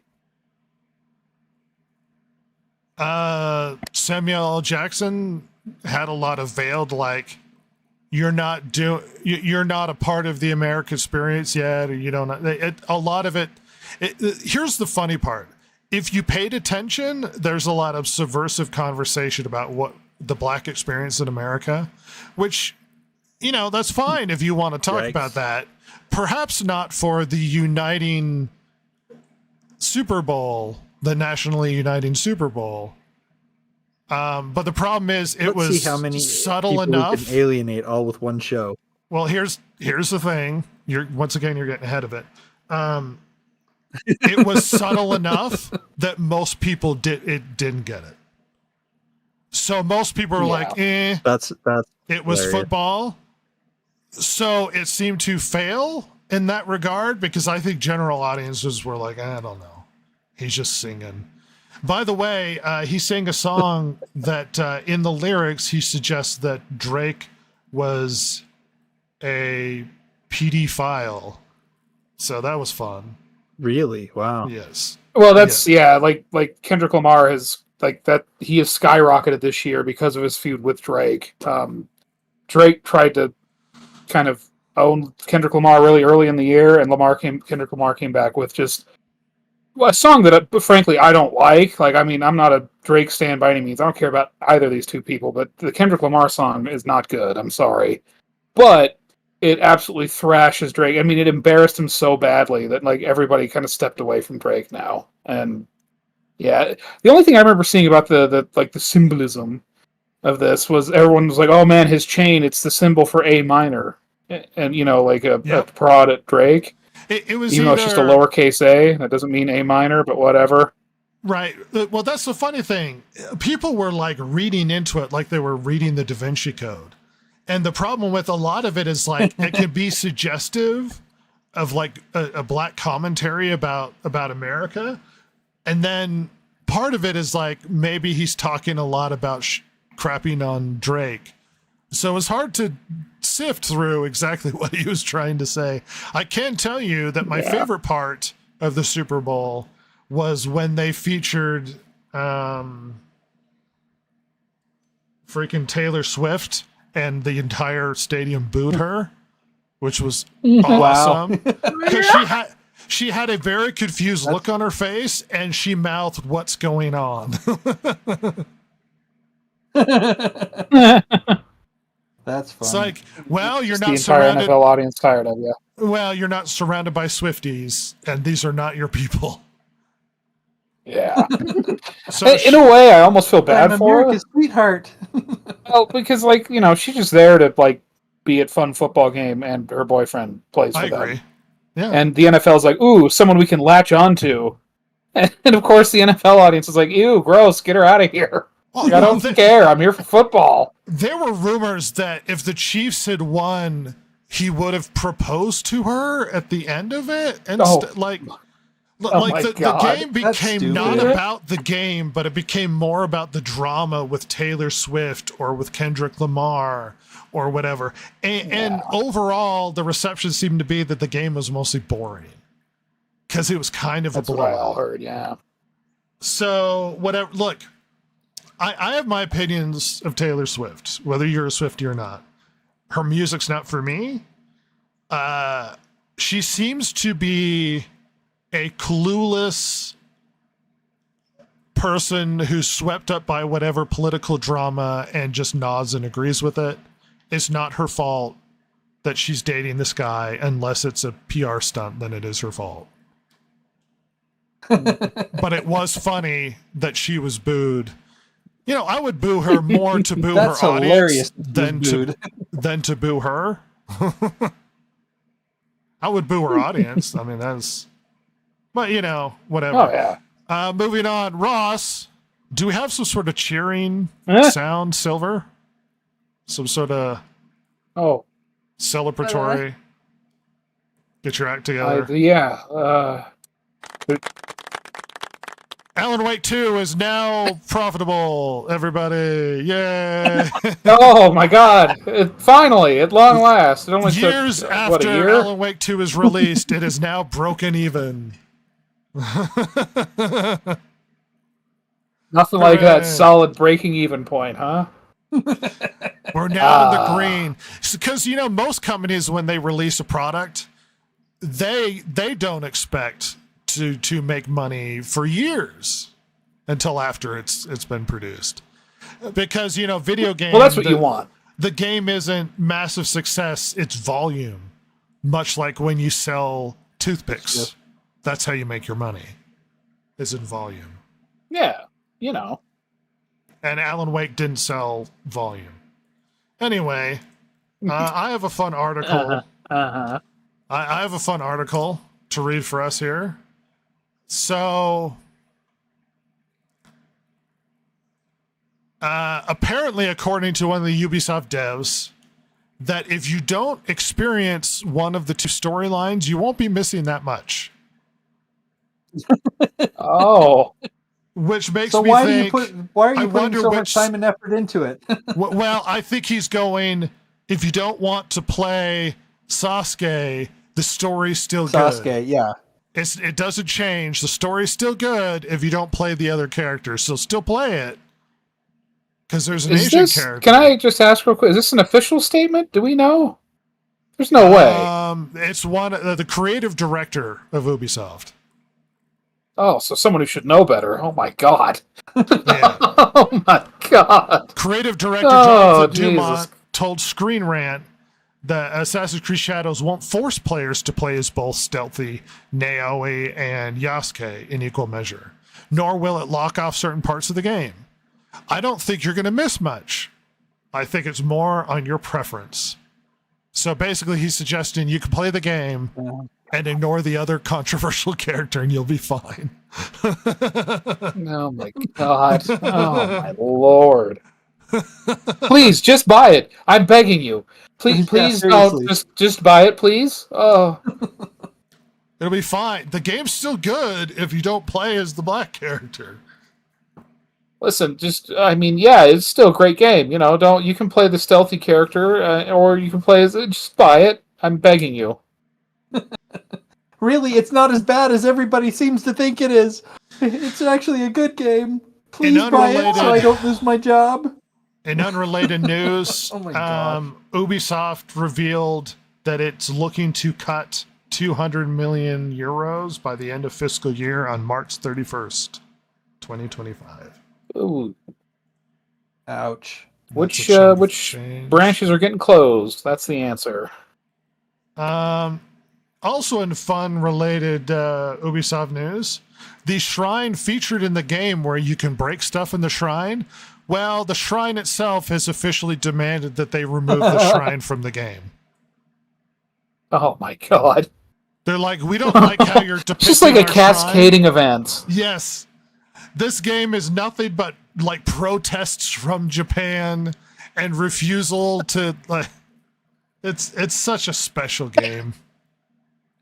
Were you there? Ubisoft, you had one job. One job.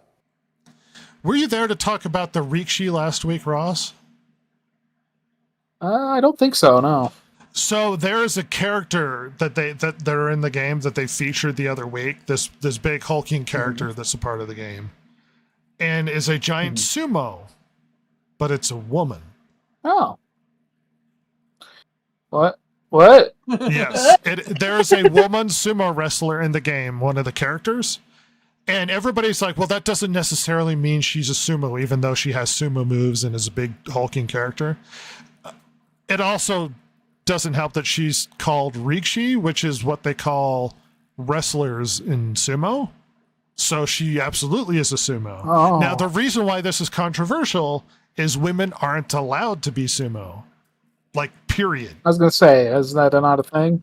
No, like in school, you can wrestle as a girl in school, but after that, like, there's no professional women sumo. Like, it is so strictly like, whether or not you approve of this is so strictly a male thing that there was controversy where one guy had like a stroke or heart attack, and a woman with a medical kit jumped into the ring to help him, and it caused a massive controversy because women aren't even supposed to touch the thing; they're not supposed to be in it. Now, whether or not you think that's dumb, God. whether or not you think that's dumb is one thing, but their culture is their culture. Clearly, Ubisoft isn't paying attention when they made a sumo woman that this would not be okay. This would not be okay. Yeah. I mean, even in fakey American style wrestling that the Japanese have adopted since the end of the war, they didn't have female wrestling. They were separate promotions. Like, the biggest wrestling promotion in Japan did not have female wrestlers. Any of them.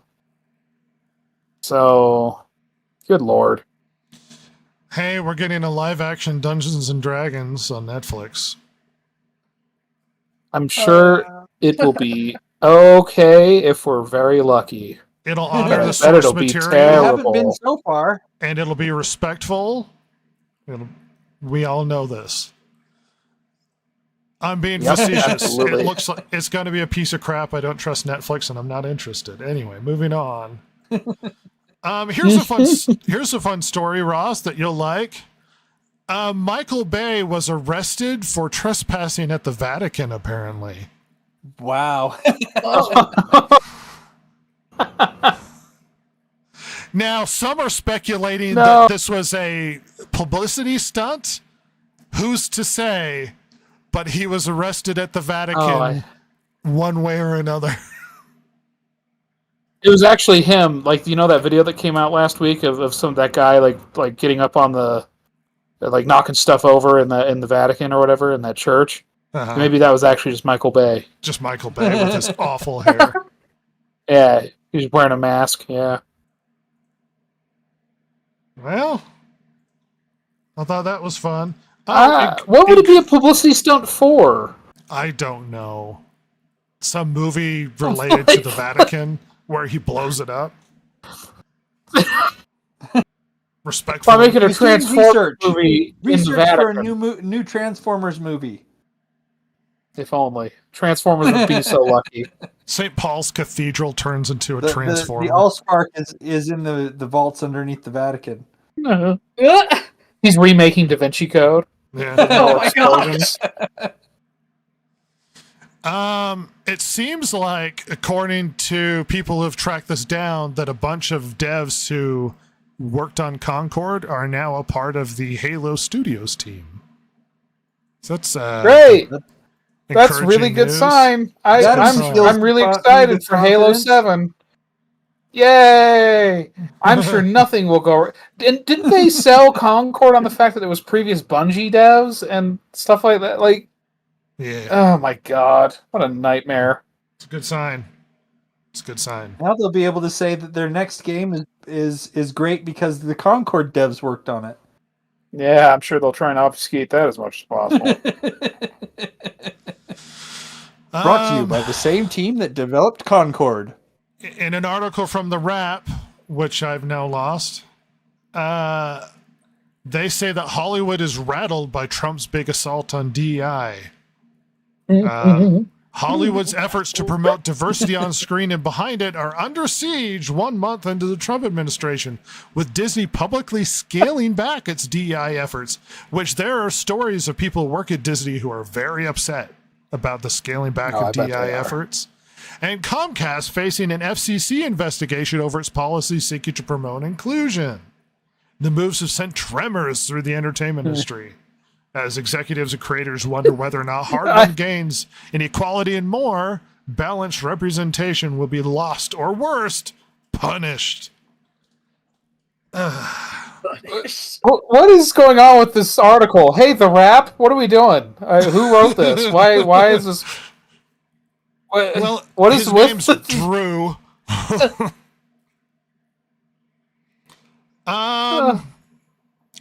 Under siege. Here's the lesson you should take, all right? They never cared. They never cared. No, if they cared, never. This wouldn't faze them. The fact that they're rolling it back because the political winds have shifted should tell you they never cared. Any idea that these large corporations gave a damn about these values should be thrown out the window. They never cared about you. Look, I don't agree with the DEI initiatives, but if you do, this should tell you something. These companies never gave a damn about this stuff. And it shows. It shows. No. It's because it's politically unpopular and it's damaging to their bottom line. That was always going to be the case. Good news. Have you seen, Rhett, where they're possibly renaming DEI, like, or trying to reframe it? That there's a lot of rebranding efforts at the moment. Yeah, I don't know what it's called. Yeah, it's like they're trying to call it patriotic, Rhett. Oh, yeah. Oh. Like they can hide it from very dumb right-wing people or something. I guess. Yeah, probably. The first non-Brit to take a major role, John Lithgow, is being eyed as Dumbledore. What? Yeah. No. Okay. I don't even like Harry Potter that much, and I like John Lithgow, but he's a very good actor. He's very yeah, he's really good, but that's a bad idea. Also, apparently, Cillian Murphy is going to play American washing. Also, apparently, Cillian Murphy is going to play a villain in the series, but not Voldemort. So nobody knows who he's going to be. I bet you he's the first-year Defense Against the Dark Arts teacher. That's my guess. They're always bad guys. Where he's like, well, he is sign Irish. up for a year. I mean, what? I'll sign up for a year and it'll be fine. Then I don't have to stick around. And plus, he's gaunt. He can look like a sickly teacher. Or a skeleton.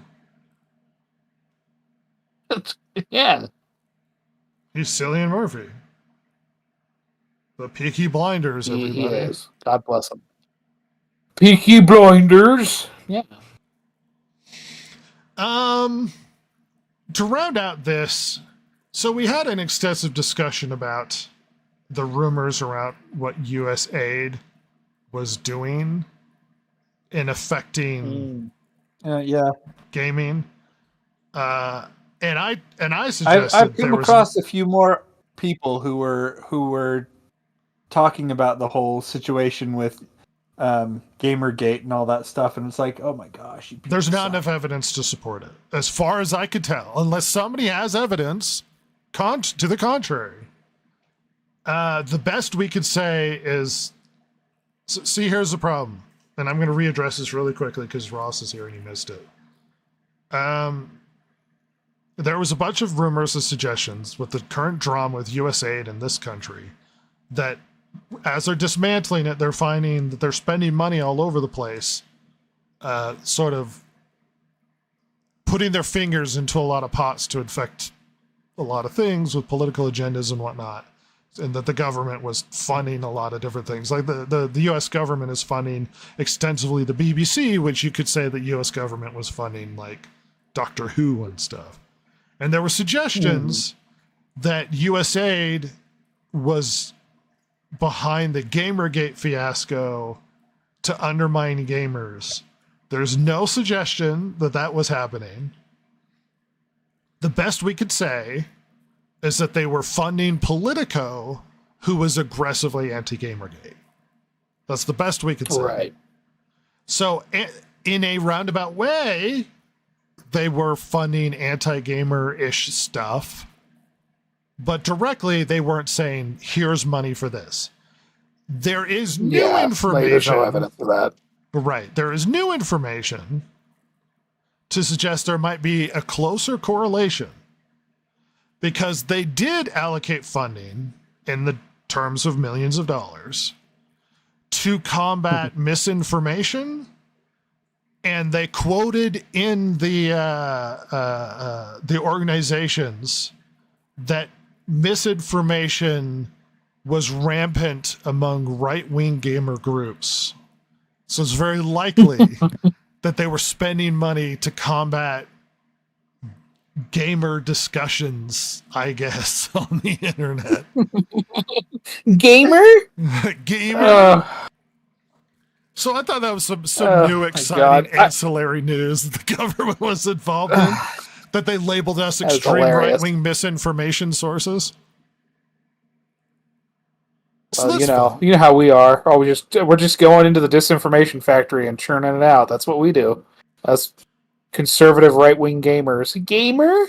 Wasn't there a government study that suggested that if you're into Lord of the Rings, that it's like right-wing adjacent or Nazi adjacent or something like that? I don't know if that was a study. I do remember there was some sort of headline. Yeah, it might have been a study, like some dumb university one, probably. Yeah, that it's like a gateway to white nationalism or something. you know how it is. Elves, orcs, the leanings of National Socialism. Those sorts of things. Orcs are people. That's where now, I got Ross. my start.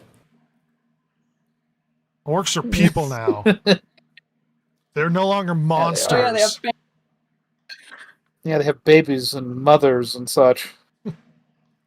You can't hug your children with nuclear arms. That's right. I said it. Yeah, ableist.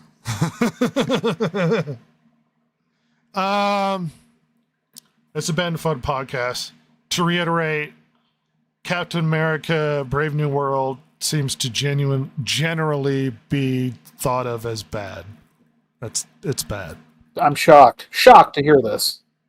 Also, Avowed seems mediocre and poorly written, according to early reviews. Shocked to hear this. Well. Oh, since Ross wasn't here for that, a bit of information from people who have played it extensively, Ross. It plays a lot like Skyrim, The game design is colorful and bright and cartoony-ish. Ugh. Like Suicide Squad-y, Guardians of the Galaxy feeling. Oh, no.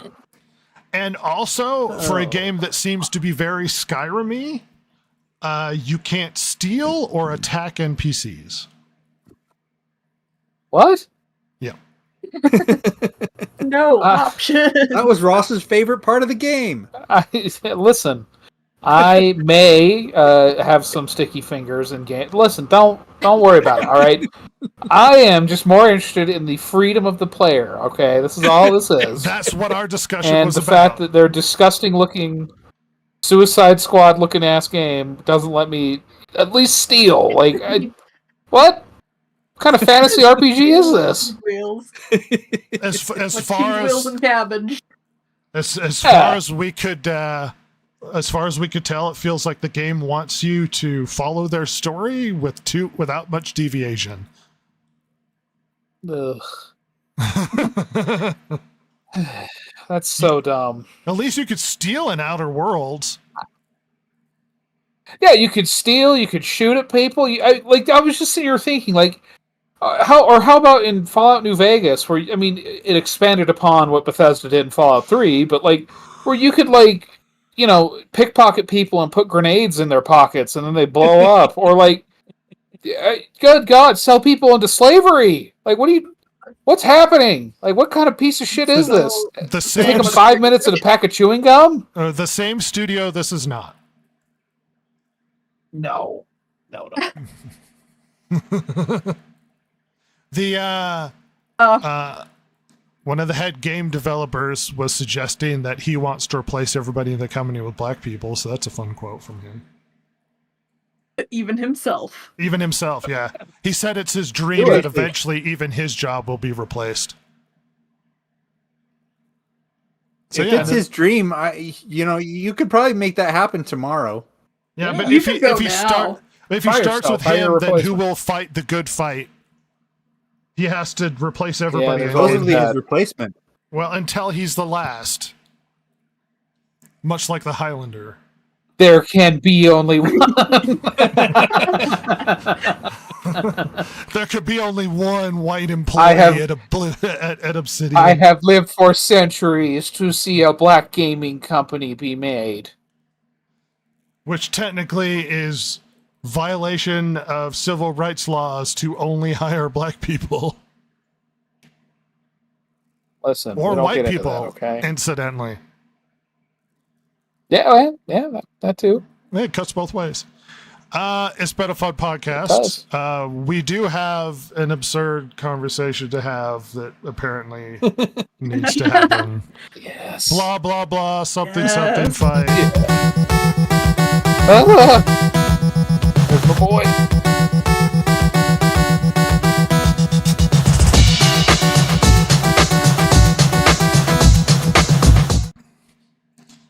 All right, let's get this degenerate conversation over with.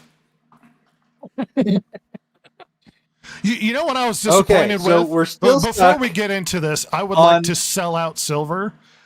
Me and Silver got on before anyone else was on, and she's like, I'm so excited to argue about this. And she's like, it's like the Wolfman versus the other thing. I was like, oh, how passionate you are at defending the other creature you can't remember the name of.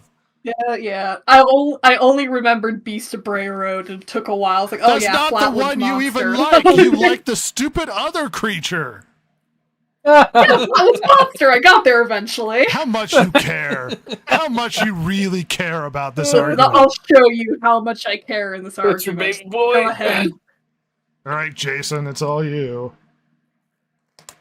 So we started this argument last week with the Flatwoods Monster versus the Beast of Bray Road, and we came to a split decision. So we're back here again. The Flatwoods Monster, reported near Flatwoods, West Virginia, possibly extraterrestrial, 10 to 12 feet tall, round, blood red face, head shaped like a spade, glowing eyes, wearing a green metallic outfit resembling armor or a spacesuit, no visible legs, glides or floats, and it has clawed hands. Whereas we have the Beast of Bray Road, which is 6 to 7 feet tall, humanoid, covered in fur, head resembling a wolf, glowing red or orange eyes, moves as a biped or a quadruped, closely resembles werewolf or Bigfoot. Now, we can't pull into this anything other than what we have from the supposed eyewitness accounts. So we can't attribute to the Flatwoods Monster any extra paranormal abilities because he's never displayed any, or alien weaponry. We don't even know if it's alien. It's a possible extraterrestrial sighting. We just don't know. Did you hear that, Ross? We can't attribute. The only thing that we haven't don't said have there is that it had a pungent miss about it. Well, my point being, we can't attribute anything if it doesn't say it on the thing or we have no evidence of it. Right. Hence, no basketball. I listen. All right. I'm just saying he can float. He's already 10 to 12 feet tall, and look at it. Look at them hands. He can palm a basketball. So I mean, this basketball game is done. Exactly. He's winning. This isn't Let a me share competition of Exhibit A. basketball. It may be that if this was a basketball game, he would win. But since it's not, since it's a straight up fight, Would Well, you please pull up going Exhibit down. A, which I just sent you all. Hold, Yeah, that's about. Yep. Come on and jam. Hey, welcome to the. Yeah, that's it. That's my boy. See? well, hold on. As I soon have as to it gets save up this here. image. And then I have to open it up. This is going to be dumb. I'm working on it. It's gonna be so good. Friggin' somebody talk while I get this thing together. Where's the Well, capture? so again, I'm just emphasizing, like physically, he is an imposing, young athlete, and the floating, This is the dumbest. I This is the think he's dumbest gonna be way a to tough- approach this. I think he's going to be a tough fight. I mean, he could claw you up. We don't know. I mean, I'm just saying. it may be a tough fight, but I still think that he's going down to the werewolf dude. No, also, look at that frickin' head. If he's like, yep, there it is, there's the boy. Plus, it says he has armor. Do you think a dumb wolf's getting through armor? I'm just saying. You Here's guys what I'm are thinking. Here you comes guys the are reaching boy, so right? hard simply for the fact that you want to argue with me over how stupid this is. Clearly, it's not a basketball game, but you think it's funny to make the argument that it's a basketball game? Well, I mean, you're a basketball game because I have 2 bits of evidence. What evidence? As soon as it loads. You'll get it. Give it a minute. Well, the problem is I have to There he save is. the file and it's just him I'm playing so more excited. basketball. Yeah, we can see That's- 2 instances of him playing basketball in 2 different settings. How much time did you spend on this? 10 minutes. I just want to say thank you for finding this wonderful evidence when you could have been doing homework, and I appreciate your. Oh, look at that! Look at this Yeah, athlete look at right him. here. Look at This, him. this is what Silver does when Come she on isn't and sing. talking on the podcast. Finding You do know great what evidence. happens- You do know what happens when werewolves play basketball, right? There was a documentary about it. I think it was called Teen Wolf. Oh no, they turned into Michael J. Fox. Uh-oh. Oh gosh. You know what? I have. Listen, I, this thing shaky. would kill. hold on. J. I have a Fox. legitimate argument. All right. All right. I'm not gonna like it. Well, you might. Considering that this is Space Jam related, lest we forget the individual who sang the main song of this franchise, Oh no. and that if we are connecting the Flatwood Monster to the Space Jam universe,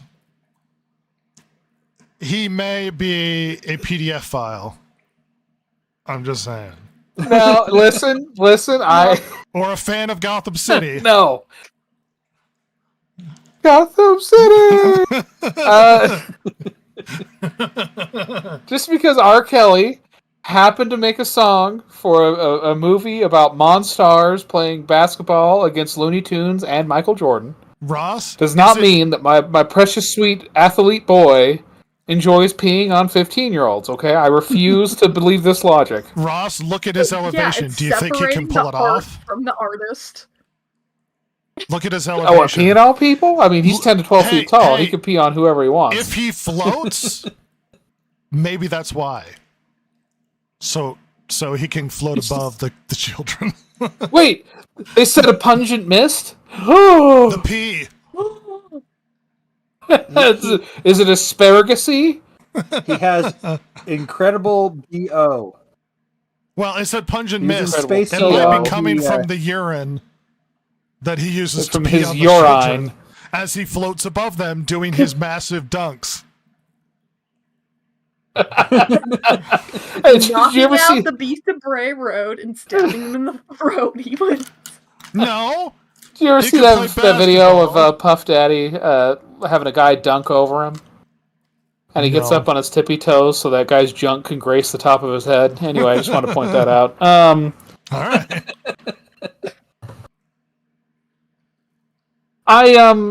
Rhett, this is interesting logic you've brought to the table. I want to point this out. And I'm afeared it may be swaying me. I don't know. Yeah. I mean, I love my sweet athlete boy, but I mean, just for instance, look at the Oscars right now. Look at the Oscars and the trouble they're having with their star of this wonderful trans musical. We can't have this happen with our very legitimate bracket. All right, and I want to emphasize its legitimacy. Ross, much like how you don't want to be traced with too many connections that lead back to P. Diddy. You don't want to be traced with too many connections that lead you back to the Flatwoods Monster. Yeah, yeah. I'm just a little nervous now. What if he is a peer? You know? What do you mean? What if? As far as I'm concerned, it's guaranteed. He stinks of asparagus. He floats. He gets above the kids by dunking and spraying the crowd. You know, that bottom area looks like a nozzle for a hose. It's a spigot for. You put your thumb on the end of it and you get a spray effect. Brett, I just want to hear one thing from you. Okay. And then I will tell you my vote. Okay. Do you agree that in the guise of a basketball game, 1v1 basketball game against this werewolf, creature you've put up against my sweet athlete boy would win? That's all I want to know. Well, he floats, can palm a basketball, is 3 feet taller minimum. Here's the problem. I have two issues. One, this isn't a basketball game. I know, I understand that, Okay. but I just want to know, in that guise. Two, Michael J. Fox Separate can play from this ball. bracket. Michael J. Fox can play ball, and though he was remember, this was Shaq. Wait. Though he was exposed by a guy in the audience, he was not doing the exposing. He could do flips and dunk. You know what I'm talking about, don't you? So, I do. I do know what you're referencing with that stupid movie. And the fact that some pervert extra got into that movie, his wanger. This is really degenerated. I'm going to be honest. We're just in really bad territory here. The only way I can win this is the stupid direction. So either way, someone's have to deal with something with somebody's junk, is what you're saying. Whether we vote for the werewolf man or no, Teen Wolf did not perpetrate. He was in the area when one happened. This guy's the one doing the weeing. He's a salter. Well, again, I just want to emphasize, innocent until proven guilty. We have no direct evidence, but the connections are concerning.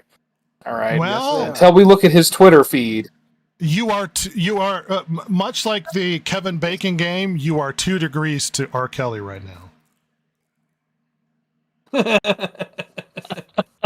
You, Ross, and you're 1 degree to seeing a wanger. Well, being in a room where somebody was laying grain, yeah.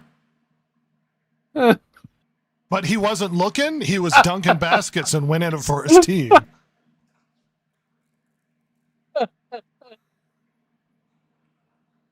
No. He didn't do it. He's my boy. Someone else Robert. did. He was flipping away from it towards the basketball hoop. In that documentary film, Teen The Wolf. documentary film Teen Wolf. When you get I puberty, hate you to get do this, but hair No, rises. no, We no, can't- wait, hold on. R. Kelly, Silver. R. Kelly. Hold on. I'm calling for a Alright. vote right now. No, All no, those wait, in please, favor have of one more East piece of Debray evidence, Road? please. Beast of Bray Road. One more, Okay, we've got 2, Ross. please. I'm waiting for more evidence. I gotta explain the No, evidence. we gotta get the vote now. Photos, No, if you wait. will. He comes in, he This slams is the basketball evidence. down, he's gigantic, he lands on the Beast of Bray Road, he squashes the thing.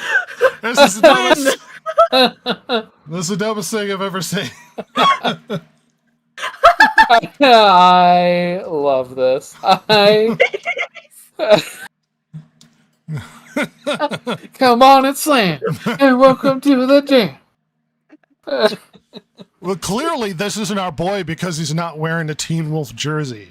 So you're just killing a random wolf, as far as I'm concerned, with your salt shaker pea origin area. Silver, I'm sorry. We can't have the legitimacy of our bracket come into question by these disturbing Connection to R. connections to one Robert Kelly. Mhm.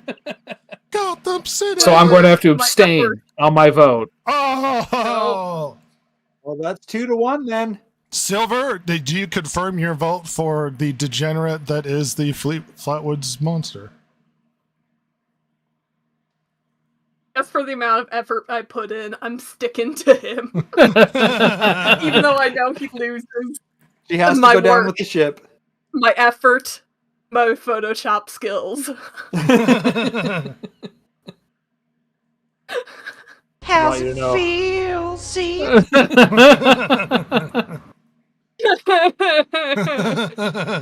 Okay, the Beast of Bray Road moves on. And next week we will have the Lizard Man of Scape or Swamp versus the Mongolian Deathworm. That's no Oh. good. It's no good. Yay! You know what? Go I ahead and always save win when these Silver photos loses. real quick. I always win when Silver loses. Please, Victory! appreciates my work. You know, every I appreciate it very discussion- much. Every discussion is going to try and trace back to R. Kelly now. You do realize that. Gotham City. Now, every time R. Kelly searched, our podcast comes up.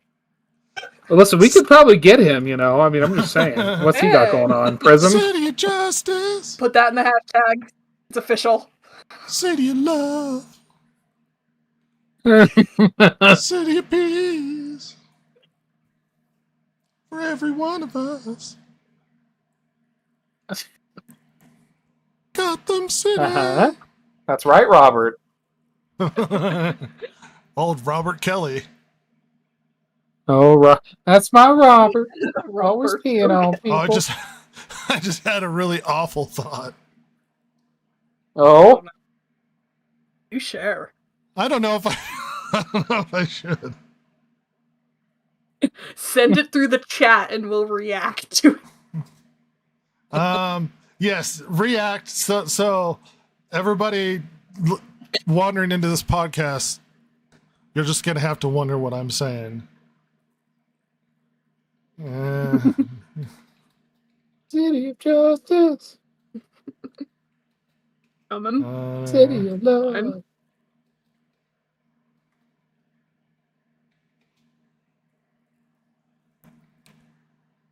Oh my god.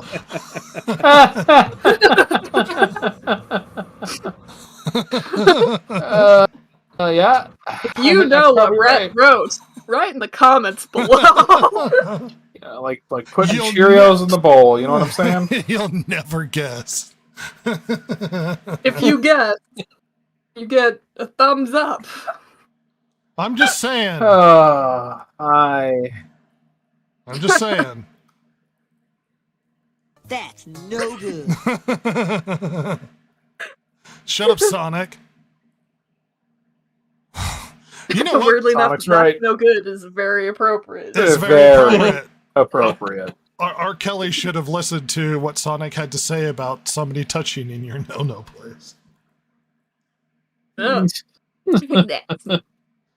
No good. Get an adult because that's no good. Well, this was a special, and special, I mean short bus special podcast. Huh?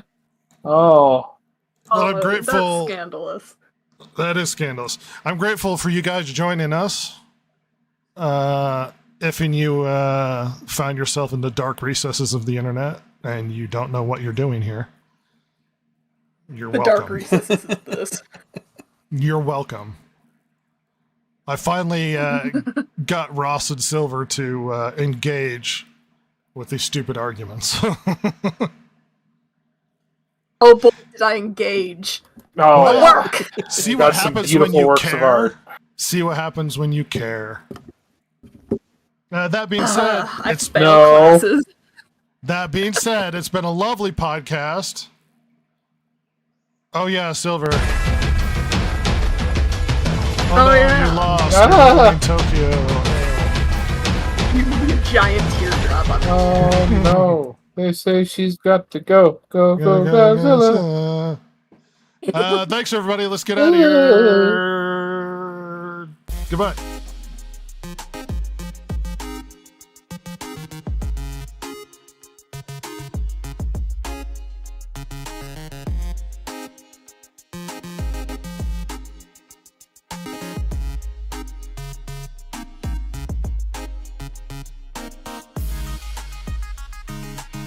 If you like the show, follow Rhett, Jason, Ross, and Silver, the world's most lethally stupid internet personalities, on Twitter at DG Podcast or on Instagram at Distracted Gamers. If you liked or hated what you heard here today, you can email them at thedistractedgamers@gmail.com and share your feelings. Not that Jason would care, since he hasn't any, of course. Oh my God, it's so juicy.